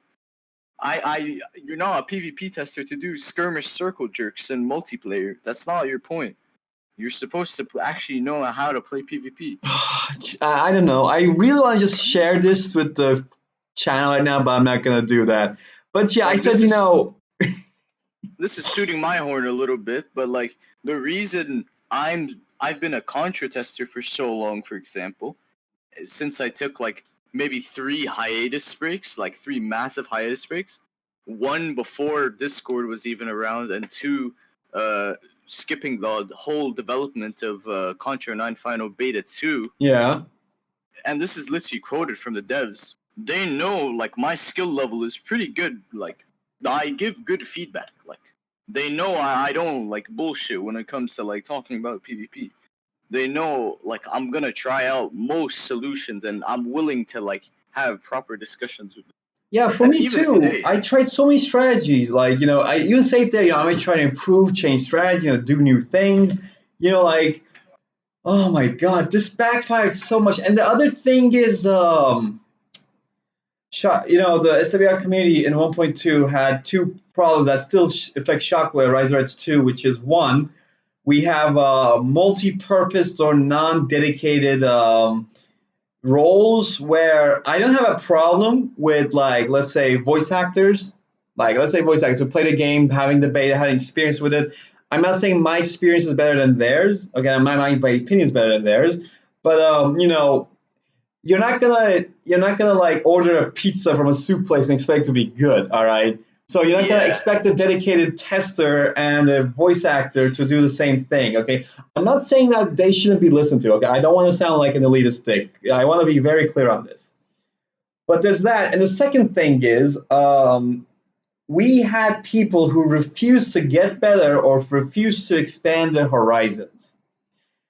I don't Oh want. yeah. I'm not gonna point any fingers. They know who they are. But like, okay, I'll admit. Okay, Specialists. until Rick came along, I was a 0 hour. I was a USA fan. I was literally the only guy who played USA in Rise of Reds. Okay, I was. And Fair enough. like this was before you came along, and then Rick came. So instead of turning into the Air Force guy, I switched to being the infantry guy because Rick had better Air Force control. I didn't want to like compete on that part. Like I want to try something new too. I was like, hey, Humvees, they have slots. Maybe we should put dudes in them. And then It's I became the Air Force guy as well. yeah, you getting the cheese guy. You're still cheesy. But my I'm point is not that cheese. It's not cheese if it works consistently. It's like saying, you got lucky like 99 no, okay, times. it's not Like, come cheese. on. You're right. It's not cheese, not because. But here's the thing: this is not a thing that any of the developers or anybody involved added to into equation. Okay, like nobody Yeah, said, okay, because people are too scared to try out new things, and as yes, soon as someone actually does something new and like finds a new Jesus strat, Christ, they man. fucking break the game. That's I've how been I meat broke Comanches. shielding. I've been meat shielding shit since 0.95 with King Raptors, and I kept on building medivacs because of the tankiest Air Force unit, and I kept on killing quad tanks with King Raptors. Okay, I've been doing that for a while. Using Oh GP yeah. sometimes that counted too, but like I know the concept, but this was completely alien in Rise of Res. That's why I still call it cheese because it's still not added to the equation. All right, I and mean, nowadays, like Ilya is even like factoring Comanches as a proper unit. Like he respects their prowess. no, like meat shielding GP planes or meat shielding cargo planes. He does that too. Oh, yeah, yeah, Yeah. yeah. Or I used to do wave-based Raptors back in the day when the spy drone was a default $200 unit that scouted for USA back then, and it was so fun to use them as grumbles, like a single Congo line of spy drones messing up the grumbles while Raptors are everywhere destroying everything. Oh But yeah, that was taken into consideration. See, that back then, we said, okay, this was fun, Bruce, but not what we're looking for here. So they changed it to a yeah. ground unit later on. And for $500 for a drone, it's not expensive, but it's not as cheesy as it used to be. You know, and Mm. or for example, I got the Viper nerf as a Cobra back then, and a Viper could basically kill any tier 0 anti-air if it flanked it from behind. Like it was complete flank. It could maybe not Tunguska's, but it could kill quads, Jeopards. Everything else, yeah. Yeah, yeah, yeah. So there was a refusal for things to like people to learn. People refuse to learn for Shockwave Yeah, development. This is a problem that happened. Move on to Rise of Res because the pool of testers were the same. Now, ideally, you would actually want to have like invite the big boys, all right. And even if you don't pay money, you could say like, yeah, the Dominator terminal is a good example for this. Yeah, you could just say, okay, we're making new mod. We need new testers and and Dustin that, Rhodes was playing Res the Reds for a while, even. I remember that. yeah, he didn't like it though. He didn't like some of the changes, and he hated Even ECA. Boink touched on SWRnet for like a week. Really? I remember Yeah, I constantly asked him to do it, but I never thought he delivered. Did he? there was 1 week where he was on it, but then I never saw him again. Even Jono Gents once played on Oh my God, TP. General Jensen, Rise of Red, that's a whole other bottle of boxes. Yeah, we shouldn't go into that one. That's something. So All we right, had but people. going back about the whole PvP Yeah, thing, so we had I people who mean, didn't want to learn. Okay, like we had people who use stingers as anti-tank defenses, and their main role is anti-air. Okay, if you see a helix coming up on an airfield for a V channel, you're like, okay, boys, pack it up, rain. Two or three workers, come on, stingers, go, go, go, go, go, go, go, go. Like that's why you get stingers. Meanwhile, I see people in Tournament Desert putting stingers in the front lines next to the middle because there might be tanks coming. also, by the way, Uh, just so you mentioned, mm, these are people that don't want to improve, but yeah. they still want to give balanced decisions for some reason. Like, Yes. I don't know why that's a thing. And because of that concept, that's the reason we had 4 voice actors basically decide, you know what? Fuck it. We're going to remove capture upgrade from Reds the Reds. That is the fucking reason we lost capture in Reds to Reds and caused so much issues. Okay, For one more example. problem was one more thing I want to mention. That one extra power to all factions, and one more thing, the capture upgrade was me always bitching about why I should go for dual supplies. Why I should go for barracks when I have dual supplies and Humvee spam. I don't need anything else. Okay, back then you didn't even get Tier 0 Crusade, so literally just one unit every game all the time. It's effective, but you see the problem here, right? It's literally the same Yeah. thing. And I was like, I need a reason to build a barrack. So they removed, like, they back a while back, they removed, like, they halved all the infantry prices, which today I'm not sure if it's a great idea or not. I'm kind of tight, like in the middle about it, but right now. But they The kind removed of extreme version capture at the building, moment. okay, and they removed they added one extra power which allowed Tier 0 buildings to be built faster. In concept, it was so that barracks place could be better. But yeah, it's a really hard way to say. Like, it's like you're trying to bash the opinions of voice actors. But let me put it this way: they looked at things in a vacuum, and there are so many things that I'll be blunt about it. Voice actors, like, if you are a good PvP player, like, okay, that's fine to give your PvP opinion. But if you're a guy who literally plays once in a month PvP, and you suddenly start saying, damn, this Humvee is a hell of a broken unit. It's so quick. Then honestly, get the fuck out. Like, don't test PvP. Just stick to what you're good at. Like, I'm not trying to be rude about it, but I'm at the same time, I think it needs to be made clear. Like, you shouldn't be this type of person to where you're kind of scared to get criticized because of what's it called?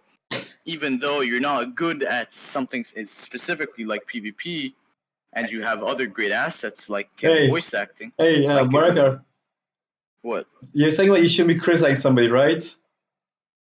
Let's not go into Seals, that. Don't, seals. don't, don't. Let's not open that Pandora's Okay, box. okay. I'm gonna snicker. No. Keep going. Yes, my point is that if you're good at something and you want to do that role specifically, okay, go for it. But don't expect me to suddenly pick up Photoshop and start making models for I don't fucking know F-35 plane, and then Mhm. when let's say Predator from the Contra team makes a no, not Predator, that's DC's job. DC suddenly makes a cameo. I start going, oh, DC, you made such a shit cameo. I could do it better, even though my Photoshop experience is so limited, and it's Okay, not even Photoshop you use. Ted You says get it's my almost, point, right? yeah, yeah. So Ted says it almost sounds like the PvP testing team should be in a different group. So It is it that, but the is. problem is the problem is apparently for some reason voice actors literally have a higher status of opinion than the PvP testers in PvP. It really makes you think. It really And does. yeah, and I'm okay with PV. If they want to play PV or if they want to play their casual games, that's fine. Okay. Like let me give you an example. There is one voice actor in the Contra and Rise of the Reds team. He gives nice PVE feedback. He's a great voice actor, and he gives PVE feedback. I think that is suitable, for example, because PVE, it's relatively easy to pick up. It just needs someone to test it and have the time and effort to invest into it. PvP is a whole other environment, and you can't just test it the same way you test a skirmish map. You Okay. actually need to be good at it. Another confession I want to make. I haven't tried a really bad match with Measles AI. Ever since Measles was a tester, like I've been maybe after RGO, like RGO was like the peak of Measles going to hell. Like he had like the hell PV like scripts basically. It was like the hardest AI ever made. And Oh it yeah, was I love that AI. It was pretty so cool, I'm but gonna I be can honest, imagine for the PVE community, it's not suitable for them because it's way too hard. I That's the can't thing. beat that problem. I can't beat the current AI in Rise of Res. Okay, I could beat anybody. I could probably beat you on a good day, but PVE wise, I'm not good at that. Okay, because for me, I always if I see a single unit, I say, okay, he had $10,000. He built 3 doses. He has 7,000, so he can do this. Like in my mind, all of these possibilities are calculated. But with the AI, it's like, here's 10 dosers. Want to have 10 more? Here you go. It's Yeah. not the same. So I'm going to completely be honest. Like, I'm a spoon and I should not be used as a fork, and a fork should not be used as a spoon. Pretty much Yeah, that. it works the other way around. Even though I really love that hyper aggressive hard AI, the point of the PvE like side of things is usually it's meant to be like sort of simplified. It's you shouldn't be working so hard for the PvE aspect of things. That's why usually skirmish is like the most played mode, because you can easily sit back, relax, and just play a relaxing Yeah, game of yeah, Zero yeah. Hour. You're not And meant to be working for your food in yeah, that yeah. case. Like I remember So Zero even though it Hour. appeals to me, someone who's really into PvP, for PvE people, Mhm. it's terrible for them. Like it's way too difficult for newcomers. And it makes sense. Like it makes sense. My feedback in that scenario is not as valuable as say someone who's an avid PvE player. See what I'm talking about? Yeah, You're me not too. gonna have a voice actor do cameo design, and you're not gonna have a model designer suddenly do voice acting. Yeah, yeah. Okay, so let's switch back to 1.2. Okay, so things were changed. There were lots of good balance changes in 1.2, but there were still things that were ignored, like the drone issue. So we had a joke, Marco had the Godfire drone, because Hellfires could smack anything on the ground, and they could, like, they've been nerfed in, no, this version or next version. Like, there's still a changelog for next version 1.3 or something. In one of them, they get nerfed. Like they don't track infantry as well. They can miss against infantry or something. But Yeah, like Bruce that, and I literally for months during the testing of 1.2 literally try to convince Camo, please make it targetable, please make it targetable, please make it all targetable. drones should be targetable. And Yeah. Camo was like, but is there another way though? Is there another way? Like Camo just kind of like I think Camo is experienced, like because he's been playing Shockwave for such a long time. But at the same time, there are certain judgments I think Camo does not make well. Like Okay. the thing is, Camo is looking towards making. He doesn't want to do straight up nerfs, which makes sense. But he sort of goes with like approaches that make sense, but they're not as good in practice. Okay. Let Like me the go to the supply defense chain. of Camo here. You said something bad. Let me say something good. I'm not sure what's been spoken between Hunter and Camo. Nobody knows that. But Yeah. from what I understood with approach and how he talks, one of the things is he actually has some old design documents, because I'm gonna get into that, for Shockwave, that things that wants to be added but never got added. At the same time, he was told to like add cut some of the fat but not reshape or restructure things. Like there's a few units I would gladly say let's just remake it. Like how the Enforcer was remade, or the Bullfrog, like the Yeah. USA low set, cut it. Or what was it called? Like basically, like oh yeah, the toxin nerve gas, upgrade, cut it. The balloon, make it good or cut it. Like you get my point here. Yeah. Like like he didn't want to do or he couldn't do radical changes. I'm not sure about it. Okay. Um, Yeah. one more thing would be that Not to mention, Camo kind of went into dev period when he was really rusty PvP wise as well, so it kind of made he was things a busy little too. harder to Okay, he test was out. busy. Okay, people have their Yeah, he lives. was busy with real life stuff, Or so for example, one obviously more there. thing. I Super Web in general, because of alphas being anti-unit back then, had no anti-building damage. Period. Like nothing for you had you had raptors, you had stealth fighters for defenses, raptors for multi-role, but you had no anti-building. I was saying, hey, let's add the raptors to Aurora Bomb, like let's make them anti-building, but that got denied too. For example, like those kind of ideas, or making the F618, which is a buildable script-wise, you can still build it right now if you know your shit, but it's like ready for it. All the voice act, everything's ready for it. It's just not used. Like that one wasn't accepted either. Yeah, there were quite a lot of things that were Okay, sort of. so real life problems was a problem too. Like timings, everybody was not available, and aside from us two, was there really a third wheel that kept us around? Rick was around sometimes, Rick but was there, but the thing is, like, Rick is a good player, but he's just not experienced enough for in Shockwave, Shock. I could see that. I can see that. Like, he plays sort of like Rise of Reds with Shockwave. That As kind of works, but it it was the doesn't work same fully. thing as well with him. he sort of plays like Rise of the Reds as well, but you can't exactly play that way. Yeah, like Searching. it's not like high tier is not really competitive, but it's still good, but not compared to the others at least. But not like high tier. Okay, are we sucking each other's dicks off here? I don't know. No, we're not. We're just being honest. Like, this is just pure honesty. Like, if you ask who were the top 3 PvPers during the testing period, it'd be me, Bruce, and Rick. Yeah, That's it. and I want to. Camo may be tied with Rick because at least Camo knows some good tech, Yeah, but he was rusty at the but I time. want to say this again. There were people who are and still are refusing to learn the game more, and they don't even play anymore mostly. And they like I could tell you the price of any unit in Shockwave and Riser is right now. Just try me. I could do that. These Oh people yeah, can't do that. I can do. I know like most hotkeys like second-hand nature with my muscle memory at this point. Like I Like, never ask played me a Contra. hotkey for Okay, like I any didn't play. unit. I didn't play Contra enough to say the same thing for Contra. But I can tell you anything for Shockwave and Riser or even Zero Hour. I can tell you. Oh yeah, I could do Okay. it for all 4 probably. So yeah. Now we're sucking each other off. Okay. Maybe we are. But yeah. But but like I know people in the team that were actually, like I said, in the Shockwave team as well, that couldn't tell me the price of a unit. Like they couldn't know like how much it costs.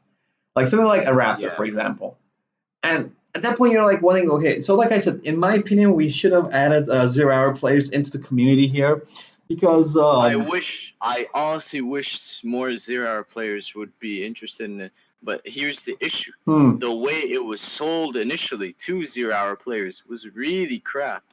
Mainly because the first few streams, when you see a 2v2 and the first thing you see is a guy who has CC keep as GLA, a nuke missile, and a really, really drawn out game where it starts going into sec eco, where pretty much it's until the nuke missile that literally anything happens. I don't think that gives a good impression on 0 hour, because 0 hour is at its essence a high pace, fast game. yes, No matter what you play, whether it's 3v3 on DEF CON or 1v1s or 2v2s or dude, you even in can't like, see tier 2 on 3v3s most of the time. yeah, it's a fast paced game. And when you show a mod that's supposed to be an upgrade to this fast paced game, and when you start hearing a guy say scrap deny is bullshit, or what's it called? I think the Humvee is a bit too good.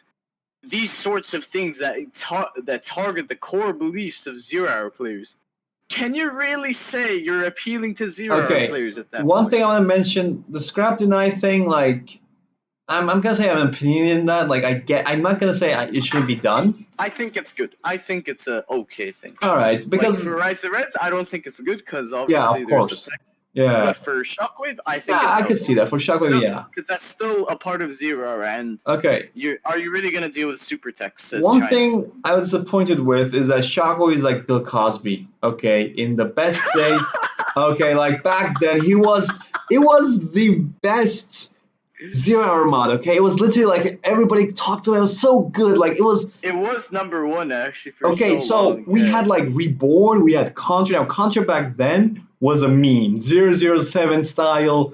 Like it wasn't bad. It was just like That was actually true. Like Garena was the main place it was played, and the non-Russian communities kind of just memed on it quite a bit. and we had Reborn and all that shit realistic mods. We had like Millicent Crisis George or Bush, something. general in Reborn. That was amazing. So George Bush, yeah, you could play against Saddam or Osama bin Laden, yeah. Like in that era, this was the only good mod because like the low sat Humvee, I'm criticizing it today, but back then it was actually like it was like the Comanche of the time. Like currently in general, you can't remove the Comanche. Okay, so it's like a symbolic legacy thing. You can't remove the Comanche. Okay, but back then when Yeah. Generals was released, Comanche was gonna be like whatever they expected the next Apache to be. That's what the people thought what the low sat would be like. The next anti-tank unit. Okay. So yeah, and the other thing that I see as a big problem in Shockwave development, which, like I said, it's really sad that Shockwave fell so much. Like it's like back then it was the shit. Okay, like everybody associated good things about Shockwave. Okay, the PV like the AI was mostly 0 hour AI. The challenges were good, but not really advanced. Like the The Contra, I've new seen the stuff Contra was challenges. cool. They're really That good was now. the main appeal of it. The new Yeah, stuff was cool. and now you see back this fat, lazy, fucking Bill Cosby sitting there, and there's a rape charge on him and shit, and you're like, what happened to you, man? How did we He get fell here? so low. Yeah, that And was really sad, man. Huh? by the way, Tets, to comment on what you said about 1.6, the reason 1.6 didn't catch on was because, once again, it kind of Fan was fiction. too much of a change Yeah. from 0 hour, and it kind of targeted the core beliefs once again. And So 1.6 had its whole other set of issues. Tank was OP as shit in 1.6. Toxin Tox was was nerfed OP. too much. Tunnels were really Toxin in good. 1.6? The tunnels were really bad nerfed, man. Oh yeah, the tunnels, I forgot. Yeah, tunnels were super shit from Toxin now. Okay. What else was there? US was really shit too. So the GP But yeah. system alone is the reason why I didn't touch 1.6 too much. The GP system itself, like I get their Oh yeah, it's intentions. way too confusing. It's way too confusing. Yeah. So here's the thing, though. If Shockwave was on its best day, and against like if the Shockwave was actually well developed, you could actually see right now. You could see like it would kick 1.7 and 1.6 out of the park. All right, it was just a fuck you two. The new like 0 hour players would be more keen on Shockwave if it was actually done well. Like actually done Yeah. like it was done that as it used to. If it was done like that, it would actually may invalidate 1.6 and 1.7. Right now, no way at all. Shockwave is just like that thing that you go back to nostalgia, but then you remember like your ex girlfriend was like you remember like oh yeah that's what you are now. That's actually pretty accurate. And Because also I Tets, remember yeah, the it was made 1.1 like days. Okay, I remember the good days, and I play 1.2, and I'm like, oh yeah.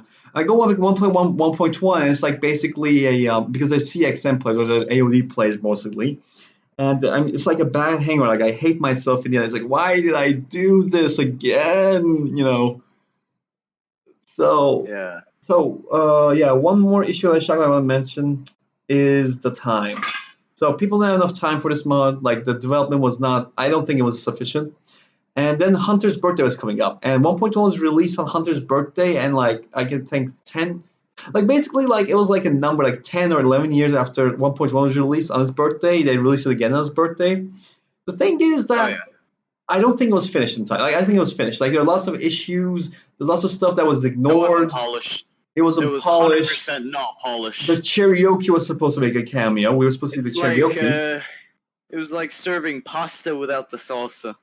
That's what it felt No, like, not honestly. that. It was like serving pasta after putting it in a like in a kettle that was there, and then like mixing it 3 times, and then just throwing it into the plate. It was too Yeah, raw. Like the it was Cherokee not wrong. gunship was supposed to be there, and we didn't see that. Like, man, I wanted Super Original Cherokee gunship so much. Like that was supposed to be there. There's so many things that were like forgotten to test in what's it called 1.2 for Shockwave. Hmm. That legit, I had to make a thread to explain all the major balance issues so that way people could gather them. So I had data for Camo, and Camo literally had to release a hotfix because there was still that broken stealth spike in the game as well. Like Yeah, somehow that slipped under the radar. That's how unpolished the release was. yeah. Like I get the point of posting on Hunter's birthday, but hey, if it didn't be this birthday, you could actually do it next year's birthday. Like, sure, it won't be like 10, it'll be 11 or 12. Hey, that's fine. That's Also, the marketing. Like, I'm sorry, but doing only streams from one guy is not a good way to Did market your. Hector was Hector streaming two back? That was a streaming Shockwave. Hector streamed 2 Shockwave streams, I think, or 3. He did 3 Shockwave streams. Well, I like Uh, Hector as a friend, but I'm very opinionated on the stream, so I'm not going and to open that bottle. I think Camo and Hunter, they hosted 1 stream. Yeah, there were 4 total Shockwave That's 1.2 terrible. test build streams. That's terrible. 4. I'm doing sort of a similar thing right now where I'm basically doing test build streams where I'm giving my PvP commentary. Yeah, Contra, right? Yeah, for the Contra test build. And I like the way I'm doing it, honestly. Because the main thing that people are looking for in patch 2 is balance changes. And if you have a PvP player selling the gameplay to you from his perspective, giving commentary, answering questions that he can talk about without spoiling too much about it, I think people are going to be interested. Yeah, And that sounds good interaction. There's good feedback on that. and the reason I think it was successful is if I go to my channel right now and if I look at the test build streams, I can look at my other videos and generally they can range from 50 to 200 views. Mm-hmm. My test build streams are consistently almost 100 views, all of them. Nice, man. That's good. Yeah, the first one, let me see if I can find the first one. The first one I think was 200 views. The second one is 150. And the third one, which I did today, only not even more than 24 hours, and that's 77 views. I have videos that are 20 views, and this tester stream, which was literally done in the morning, where most people are still asleep, Mm-hmm. got 77 views. I think that shows like how to properly market your thing, and obviously Contra, the way they do promos as well is really smart, and I agree with how they market their stuff. They don't show all their cards at once, and they kind of try to make these really cool snippets and teases. Is the best way So to I describe actually it. want to ask about Contra. So right now, the bulk of the content is there, right? Like, there's nothing like, let's say we have faction builds and Rise of the Reds because, these are gonna get, some guy's gonna get this, some guy's gonna get this, some guy's gonna get this, but this is what we have in the game right now, so we all add it to Russia right now. But more like in Yeah, Shockwave is more completed, okay? Like there's maybe like if you could make a list, there's less than 50 changes maybe needed. Let's say 50. yeah, I can agree with that. Less 50 than changes, 50 like are needed it's to finished probably mostly. Shockwave perfect it. is finished. Like there's 50 changes you could do, and then you could do another maybe 20 changes after that in case things don't work out. But you know, Like I think Shockwave is actually super close to completion, but it was just never got those final steps done. yeah. Contra is at 2, and Yeah, Contra I think is actually almost done like completely. Like at the moment with I'm not gonna spoil the test builds, but mm, I think we're at a point where we might have single-handedly managed to make almost every matchup balanced. There's still maybe one, maybe two matchups I can think of at the top of my head that mm. are very obscenely difficult. Not Uh, impossible, but obscenely difficult. okay, yeah. Contra does we're willing to play with newbies. Yeah, we kind of have this elitist Yeah, thing. I don't know. Ted's Like, is here's right the about this, thing. by the way. Like, if you're an outsider, like SWR can kind of seem like a closed group. It's the same thing with a lot of mod groups, honestly. I feel the same way, honestly, but after I stopped working with NLS and testing for CCU and OFS. Like, you can see it that way. I Okay, can so one thing see I want to how mention, it's Hunter did play some games, but I remember he had like two friends, old school friends, and him. They played a Fat Flash Effect, and it was a slow game, PV style game. And I think like the reason why he doesn't want to play, like, let's say if he had the time, because if he's gonna play something, he goes to play Doom or something. He loves Doom so much, too much maybe. Yeah, But he insanely loves Doom. yeah, so like he doesn't want like maybe how do I put this? Maybe if he plays bad or not super uber pro guy. You remember Uber Micro calling out Hunter because of 1.1's problems because he thought like he was the reason behind it. He Yeah, questioned his gaming I segment like remember this. kind of like that kind of thing. It might happen. I don't Yeah, know. and honestly, when you're the head of, or rather the main dev name behind Hmm. the mod, you're gonna be the one that's gonna have to be taking the brunt. That's the thing. Okay, does creator? I think he's not developing anymore, but like the creator or the other guy, the other head developer today. Who's the head developer right now for Contra? Oh, who's the other head? Creator is the actual one of the Uh originals. huh. I think the way it was DC and Pred they joined very early on, like at 05 stage or something like that. Like they joined Creator's team. And there was one other guy, his name began with an S, but I forgot what it was, and he no longer works on dev. Originally, it was 3 main devs. Oh think yeah, one more person. thing. Yeah, but Ted mentioned devs actually played a game, but Ted mentioned about the Discord. Yeah, we had a Skype group back then. It was a total Oh meme. yeah. All right, like let me just say it this way. How much of a meme it Okay. was? We had ex-Soviet country people supporting communism. We had actual ISIS support. We had like 4 or 6 ISIS supporters back then. Literally ISIS supporters. And they're Yeah. telling me like, it's not like that bad. Okay, it's not that bad. People there are living Oh, good. It's just what they showed to Western media. Like we had actually that's biased ISIS, and that I accepted Skype these group was people. chaotic as Okay, hell. I accepted these people. We had Star, which is his own form of terrorism. I mean, Star's just like simply put, he just acts like a retard to get a reaction. That's Yeah, literally all he he's a he's does. a he's a very refined troll. Okay, but Yeah, like, that's I'll give him that. He's pretty clever. okay, so that's the thing. We had that group, but it was not official. And then we had the Discord group. Okay, and I'm gonna be admitted, I still miss the Skype group because I still like Skype more. But okay, the Discord group was Remember there. when you But said Discord wasn't gonna take off? all right, Remember fine. that? All right, Sting. Okay, like push the salt in that. Fine, I did say that. Yes, I totally said that. And I still don't like Oh. Discord. But that's my point. Is that there's no official SWR server right now. Right now, the only way you can tell it is the forums that everybody tests or everybody says it. Okay, but like I remember if I open the console log, I don't have it installed right now, but there's literally a link to the Discord and other media shits, right? There's Yeah. there's stuff to that. Like in Rise of Res, meanwhile, we have the latest one doesn't have, but some of them had like link to the forum, dead YouTube, dead Facebook, and that's it.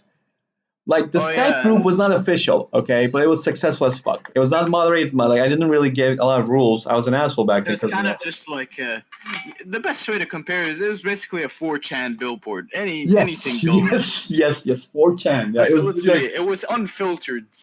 and That's the the SWR main issue. Discord has had issues with moderation back then. Like we had like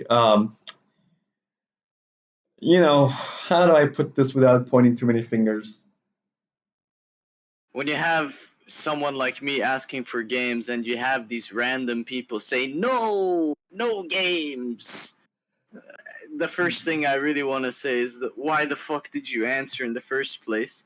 Second of all, is this kind of being a bitch because like it's kind of rude to say that.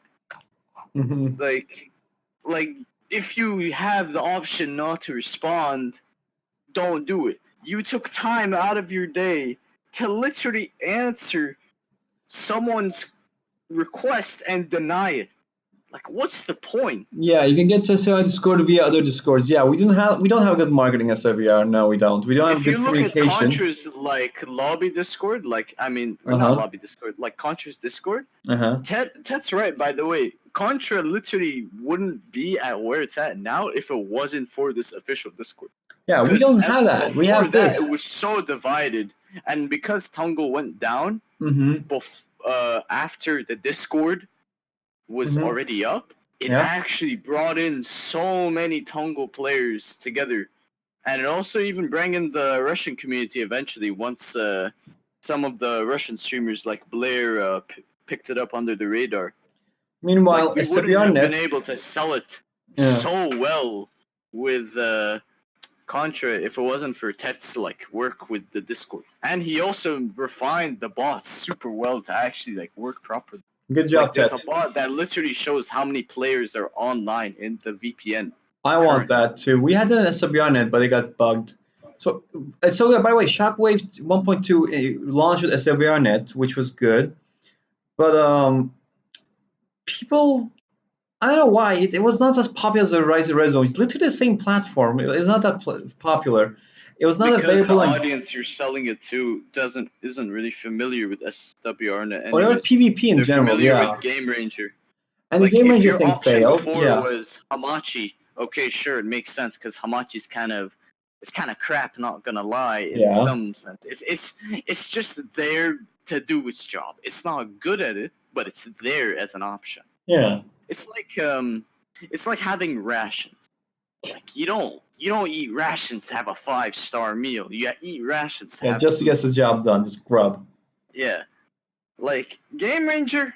A lot of people like Game Ranger because it doesn't give them lag. Like it's pretty decent. It's for simple, running it's 0 small, hour. it's cheap, it's good. Like it does the job great.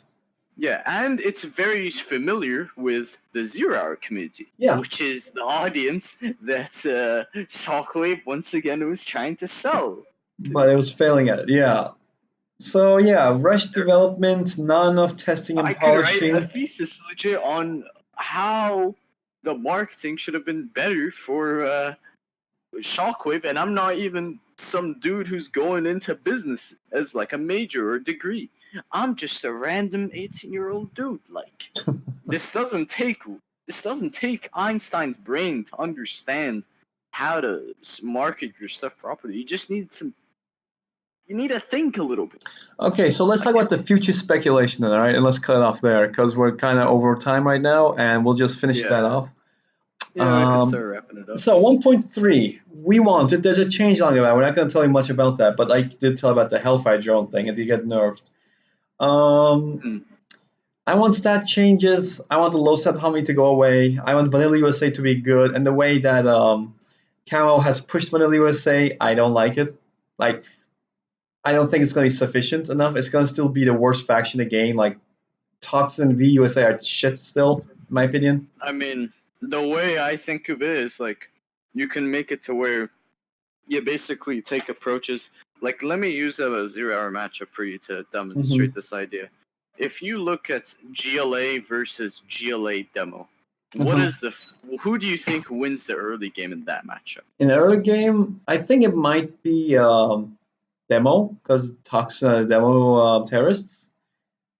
Or if it's turned to Scorp, if it's going to Scorps, though, Scorp If you're 650 against 600. okay, let's say that it's past the first 2 minutes of the game. All right, then GLA would win that because Scorps are more expensive. Exactly. Yeah. And once you get to Palace, who do you think wins that matchup? I mean, GLA. Yeah, I mean, Demo would definitely win that because of Demo bikes. Yeah. Exactly, right? Yeah. That is the sort of idea that I think you should be taking with these sorts of matchups. You want to basically put them with their counterpart that's effectively their superior. So in the case of GLA, you have GLA Demo. And you want to look at them and say, what are some aspects that you want to make GLA Vanilla better at than Demo? You obviously aren't going to make That's it a problem in explosive. Shockwave. We have that problem. You're obviously going to make it to where Demo's terrorists are worse than Vanilla GLA's terrorists. So why not buff Scorpions? Maybe make Scorpions a little less cheaper so they trade better.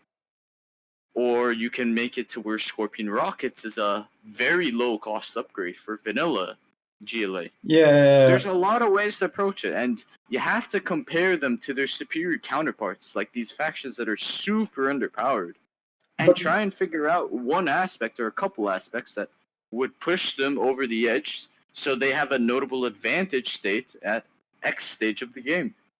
That's the way I think it should be done. Ted says something about starting units options in the launch. You mean the classic cameos? Oh, yeah. Yeah, it's classic cameos, I it's think. It's a Realer thing. Like Realer 2, that you can see the name of every unit. I just like it. I like it. Some people like it visually, others don't. It's just a preference. Okay, wait. Okay, reconnection successful OBS. Okay, good. We just had a hiccup there. All right. Cool. Like a new upgrade that scales them. Okay. Or, like basically the missiles, low sats, and like imagine tank versus VUSA. Once you get an ACM, you're dead with USA. Like, because in Shockwave you actually have an option to like hold fire mode on stealth tunnels and on ECM. So, like even with micro, you're not gonna have that easy. Like even if your opponent doesn't have any micro, he's gonna still disable like targeting for the ECM tank and just still do his job. So as if just imagine Vanilla against tank. What are they gonna do against that? Huh? Tell me. Very little. Nothing. No, they can do nothing. Vanilla USA to be viable, and the next one would be to make Vanilla GLA, Salvage, and Demo feel different, because it just turns into tier 2 artillery and Scorp spam on them. And I don't like that. And by the way, some minor design changes, like I would change the low set, I would change the what was it called? The stinger sight for Hornet's Nest. The rocket sniper? No, the Hornet's Nest. The demon nest that Salvage has. Like you heal the gunners, and then that thing, by the way, has a favorable damage type against dragon tanks for reference, and it's not clearable. Yeah, that's one thing I want to say. Like, you have a German, you're shooting out the guys, and like the guys shoot back at you, like, okay. But by you kill the two guys, and the German's like, just keep on attacking it, the turret attacks by itself. Okay, that's what I want to do. I remove like to make the turret, like if you clear the guys, it doesn't fire, and at the same time, like change Yeah. a few defenses maybe. Like remove the junk bunker. Just don't. Just remove it. Just It's pretty remove it. useless. Just don't. Just remove it and Yeah. change the extra feature. The feature on the fucking Gatling tanks of Gatling turrets of Liang. A unit can't have more than 3 weapons, but that unit that defense does. So if it's disabled with low power, it still fires anti-air.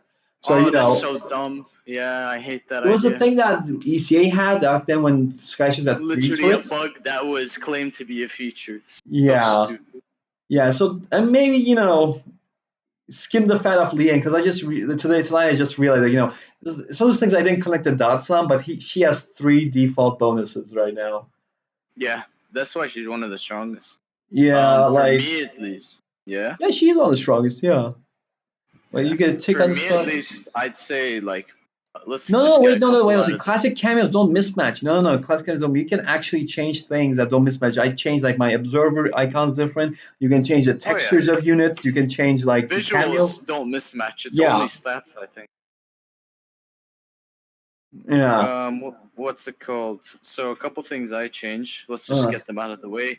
Drones, the demon nest, the spy drone thing, yeah. uh, salvage marauder being bullshit. Okay, wait. You can make the spy drone thing be a super weapon general thing, like the movable one, or just like scale with a drone Nah, I upgrade. wouldn't even give it to super weapon. I just make it through CH spy drone. Don't mess around with it. Okay, then It's maybe too have an good. upgrade for it. Now, like just switches a unit like a tier 2 upgrade, like Drone Ariga Super Generals, like specialized in drones. So it could make her have a thing because she At has that lots of point, I'd drones, just but rather have Predator Drone 3 in Shockwave for super weapon. If that's gonna be the case, on the I wouldn't billable make ones. it. All right. Well, Okay, what else is there? Oh yeah, fucking Striker having garrison clearing. Worst idea in the game. it Can doesn't please. repair tanks anymore by default, so that's the only No, role but it the has. Striker is ridiculously. It's the fastest garrison clearing unit in the entire game, and it's way too good at it.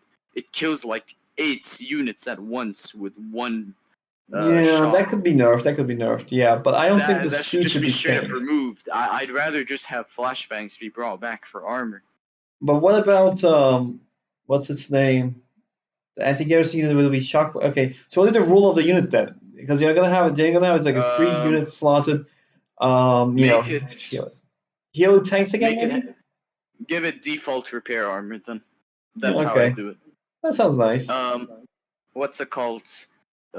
What other things are really dumb? Remove radar stealth detection from the radar building for armor. I love it. I love to abuse it, but it's just wrong. Oh yeah, it's so dumb. That shouldn't And exist. that thing also It kind of. survives at A10 or so. Like it survives. It's too tanky. Way too tanky. What Or else is 750. there? I'm trying to think of like 2 more changes I do. There's so many things that I really want to change. I mean, aside from the salvage How marauder and about demo make marauder. the retarded overlord that Nuke has for GP? Make that better. How about that? Devastator. Oh yeah, Yeah, that's oh yeah. retarded. Devastator is really dumb as a unit. Like it just kind of, it's kind of breaks things a little bit too much in my opinion. I don't like it as a self-destruct does less damage than the normal death of the unit. Yeah, it's so dumb. That's a bug. Okay. One more thing. One more thing. Oh yes, fuck hack vents. Fuck hack Yeah, vents. yeah. Make Do them not not even. have them in the game. Just make them Do not visible. have them. No, I don't even think they should be visible. I think hack vents shouldn't even Keep them exist. for Honestly, tank, maybe. Please, tank. tank okay, because it makes sense. Because it's like He's a tank tanky generally, yeah. vehicle. Yeah, But it's they a have to be vehicle. veteran now. You realize that, But right? literally everyone else, they can fuck off from having hack vents. Oh, They by the can way, fuck HackFans off. also removed the space requirements for hackers too. I should mention that. That's a big deal too. Yes, that's another thing. Not to mention, you can build hackers from barracks and war factories, so your eco is so much Yeah, faster. yeah, yeah, that too. That too. They should have default hackers inside. No way. you're gonna have like 2 war factories and a barracks by the time And you're maybe I tier would change 2. a few GPs because some generals' GPs are better than others. Oh yeah, the fucking GLA manual mine, the vanilla. I actually forgot that GP existed until I played like a Shockwave game today. I literally forgot it existed. It's just I It's always such a. pick that It has GP. a massive box to spawn. It's the Cleveland show of like GPs. It just shows how old the mod is. So if we did have, let's say, Huntfield test team developer, like here, we would cut that, add something cool.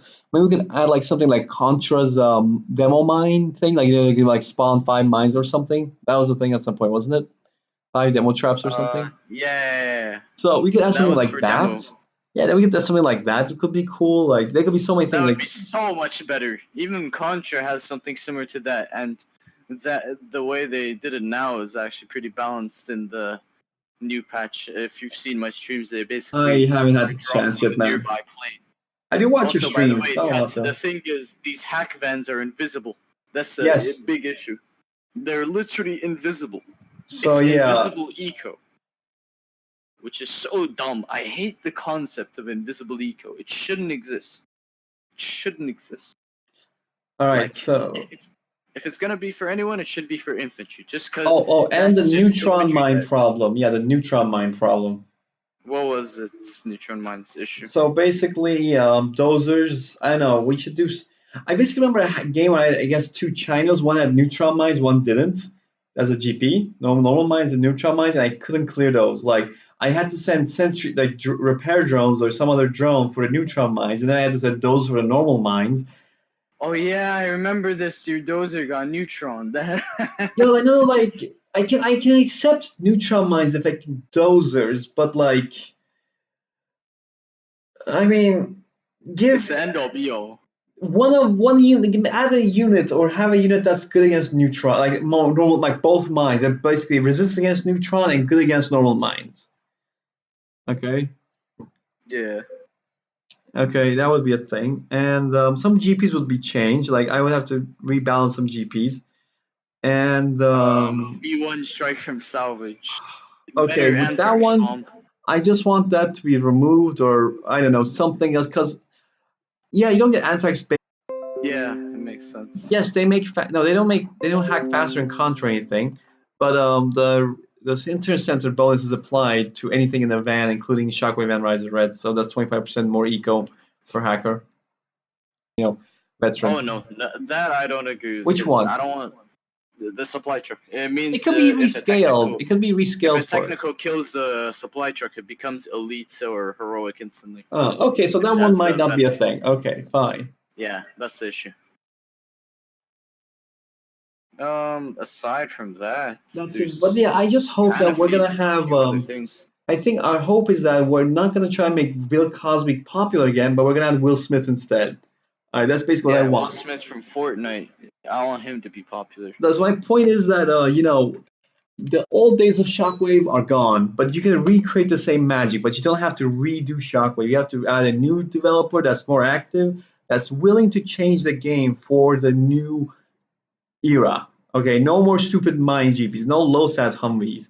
You gotta add like someone like Huntfield would be nice for this. Like if he had like the modeling and the texturing, like someone like that, basically. Oh yeah, one more global change. Uh, I think all uh RPGs except missile defenders should get a slight damage increase. could see I it. th- except for maybe the influence because they're double barreled The tank better, weapons. the best helixes belong to Nuke Man. Yeah. Like the thing is like RPGs they're so weak. They're actually so incredibly weak in Weaker than Shockwave. they were, yeah. They literally 9 RPGs lose to 1 quad. Oh, That's how weak they are. one more thing. Like in 0 hour, you would lose 2 RPGs and you'd kill the quad in a near instant. Like, come Yeah, on. yeah, yeah, yeah. Okay, and maybe make something like the machine gun nest viable, like more defensive fix. Like, I like the I like the building, but it's just I never have the chance to build it. The machine gun nest. I don't know. Did you ever use it? Not really. Oh yeah, and actually, you just reminded me. Remove the grad fly. Remove the grad fly. Keep the Why? defense though. It's such a dumb. It's You don't just know. You dumb. know It what it doesn't make does. sense You don't know in what it does, then, do Shock. you? It has a very Huh? specific role. It has one role. You know how Salvage is the only tier 2 anti in the game as defenses, right? The Yeah. Gasfly is the only thing in the game that can kill auroras. Yeah, I know. It's kind of dumb. It shouldn't be able to do that. I No, think. I don't mind it doing that. I just don't think it should have a $500 counting upgrade on it, like a building. Or if it stays, I think it should get a price increase. I guess. It's really good. It's So yeah, really damn good. Shockwave needs a developer that's willing to take it to the future, not stay to legacy, and willing to break some eggs, like remove the toxin upgrades, so you don't have to make a manual clicking on a garrison that you can literally, in the Vanguard, you could just like juke the Vanguard. Try it with a Toxin Yeah. Rebel. You could do it all day. It's Oh so yeah, much work. Toxin Rebel. Yeah. Yeah, that's a good Actually, one. that's another thing. I think they should bring back the garrison clearing from Toxin Rebel Yeah, and move and the give Toxin. Tox the regular technical. Don't give him the really Yeah, shitty or do something else with spray it. Do something technical. else with that technical, like not that. Yeah, it's literally like a 3 downgrades downwards. You want to hear It's something so funny? bad. Salvage technical equivalent Salvage 3 can attack air, but it barely does any damage. So make up your mind. Do you want a super tech or do you want an anti-air? Do you want to have like just remind yourself what you want with that, or Or do you like want like a paintball gun from the Toxin Tech? I don't know, man. Literal paintball gun. I don't know. Like the game has good size, bad size. King Comanches were overpowered 1.1. I think they're still OP in 1.2. But yeah. Shockwave really did have a lot of clickety things on units. Yeah, there were a lot of units that had like abilities, and sometimes it kind of takes away a little bit too much from like the general micro, since you have to use a lot of abilities. Mm-hmm. But there are some abilities I think should stay, others shouldn't. Like I don't know why Armor Gen lost flashbangs and they gave it to the Striker. It's actually such ridiculous garrison clearing. Well, if you gotta play like Russia, like back then it was the Russia before Russia, it was Alpha USA. So why bother with puny infantry? Like Armor General's infantry is also a weird thing where you have Oh great yeah, rangers you actually too. reminded me of the last change I want. I think the Bradley should get a price decrease, but it should lose its tank armor. That could work. And then you give it back its old armor with composite armor. You could like do the whole thing where it didn't Rise of Reds, where after the armor you get like armor things on it, like more armor plates on it. That could work.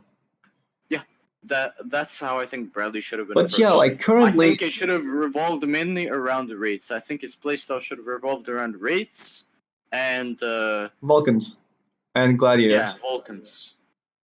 So Gladiator if you're against Air Force, yeah. yeah, gladiators are interesting thing. Okay, and Bradley's right now they don't. I think they can still attack air, which is a big problem with that. Their tow missile got cancelled. They can't Oh yeah, attack air with it actually, you just anymore. reminded me. They should combine that with What's the it called? rate upgrade. The armor anti-air defense that should get a massive nerf. It's way too good. Kills too quickly. I mean, I would disagree with that, but like, there's like the whole ballistic missile is a weakness of armor, but then you have now invulnerable topal, so that's another problem altogether. I think it should get a massive like damage decrease. Like it should legit be on the level of Gladiator DPS. But like I said, the ballistic missiles are the biggest weakness of armor. That thing's supposed to be the only counter to ballistic missiles. The gladiators can't engage ballistic missiles. So. Alright, then too bad. It's like tank general basically. Well, then again, tank general doesn't have artillery or good bomb. He has good fighters and bombers. Basically. I mean, the armor is effectively a USA tank. Yeah, it is. But you have a King Raptor by default, and you have garrison clearing tanks by default, and you have yeah, it's nothing like it's nothing like Tank 10. Exactly. See what I mean? Yes, better tank, and it has default anti-air infantry. It has dedicated anti-tank infantry, but that's 450 for a javelin is too expensive. But 200 for a blue arrow is great. Yeah, blue arrows are amazing. Blue arrows are way too cheap. They need a price increase. Air Force versus armor is like near impossible. Yeah. Okay, then let's end off the stream here. Then anything else you want to add to the end? Yeah, Shockwave 1.3. I'll just read a couple things in Tet's. Sure. I think Tet put it perfectly. What is You'd it? need development and some sort of PR person for it to take off again. Yeah, I Yeah. think that's the only way the mod's gonna come back to life. Like this is basically like I said, it was Bill Cosby. Now we need to add somebody else. We need to add a new face. Okay, new thing. I want Shockwave to come back again. I want it to be the actually most popular PvP mod, more than Rise of the Reds, more than Contra. Yeah, fuck you both. And I want it to be like Contra's own niche thing, like hard counters. It's just like own interpretation is fine, but like zero It's its hour own game, basically. yeah, 0 hour plus should be Shockwave again. Not 1.6, not 1.7. I want it to be the thing that blows up and just makes 0 hour players play it, like because there's so much that can be done with. It's such potential, and I'm like, I'm Yeah, it's sighing quite depressing. in anger right now. Because it's like it could have gone so well, but it just went so wrong. Yeah, yeah. All right then, Marikar. Is there any more questions that Ted has? Thank you, Ted, for joining. This time, not adding you to the stream because last time I did, I added 2 hours to it, I think. So yeah, anything else you want to add? Nah, I'm good. All right then. Thank you for your time, Marikar, and thank you for everybody for watching or listening to this podcast. I will see you guys next time. Hopefully, next one will actually be at Rise of Reds. Hopefully, we'll see. Hopefully. I don't have any plans, but like so far everybody's on vacation, so it's really hard to catch people. And right now, I'm too lazy to actually make any good videos right now, like actually quality or edited videos. So we can just do streams and stuff like this then. All right, All right. then let's say good night to everybody. Night. Good night.